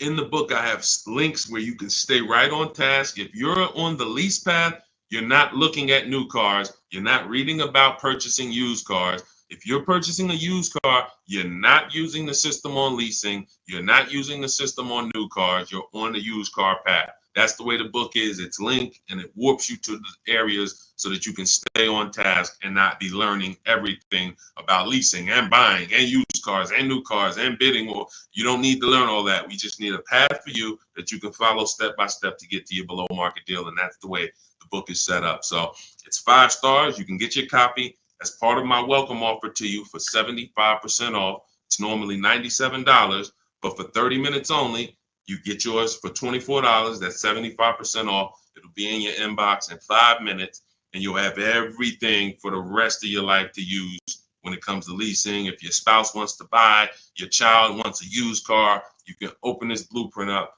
at all times and use these strategies that you paid $24 for. Now, if you missed it and you didn't get there before the 30 minutes is went to zero, then you'd have all these strategies and you paid $97 for it. It's still a win. It's still going to be in the top 3, top 5 most valuable books you've ever owned to your bank account. That is the biggest thing. This book being valuable to your bank account. So go get your copy for 75% off. Click that picture of me in my TikTok bio. Click that picture of me on Instagram. Go to that website in my bio, and then you'll see the button that says 75% off welcome offer. YouTube, you have a comment in the, you have a comment for your 75% off in the comment section. Same thing on Facebook. Get there, use it. Make sure you send me all of your deals. Email me with your deals. Every time you make a deal, I want to see it. Deshone, look at this deal. My biggest thing is seeing the money you are paying for these cars. I want you to be like all of these people who send their deals in. Look, this is what it's about. I don't want you just getting a car. We'll be excited about the car too, but I want you just as excited about the deal you got, because once you see below market deals and you see how different they are than market value deals, or God forbid above market value, you're going to see that you'll never go back. And then I just want you to send me, I want you to help me see what every below market deal look like. Right now, we know the below market deal on this Mercedes that Milligan got is $27,000 off. That sets the market. So if anybody got this same vehicle, the same vehicle that she got, and you didn't get $27,000 off, you overpaid. You know, we know Sean set the market on this on his F-150 Lightning. Some deals are, look, Kimberly set the market on this Maserati Greco that she got earlier this year. She said, look, it was $20,700 off. They gave her sitting at home, getting a bid, a brand new, never before owned. She's the first owner. She got $20,700 off. That's the market value of that vehicle at the time. If somebody got $10,000 off, they paid. That's an average deal. They overpaid by $10,700. So we get to set the market for these vehicles using these shop from home strategies, and that's what I want. I want you empowered. I want you guaranteeing that you save, that no one else paid less than you. And that's the empowerment. You do that right from home, right from your living room. So I will see you all on the next stream. Grab your book. I'll see you inside the book. And God bless you. Let's keep unlearning and relearning.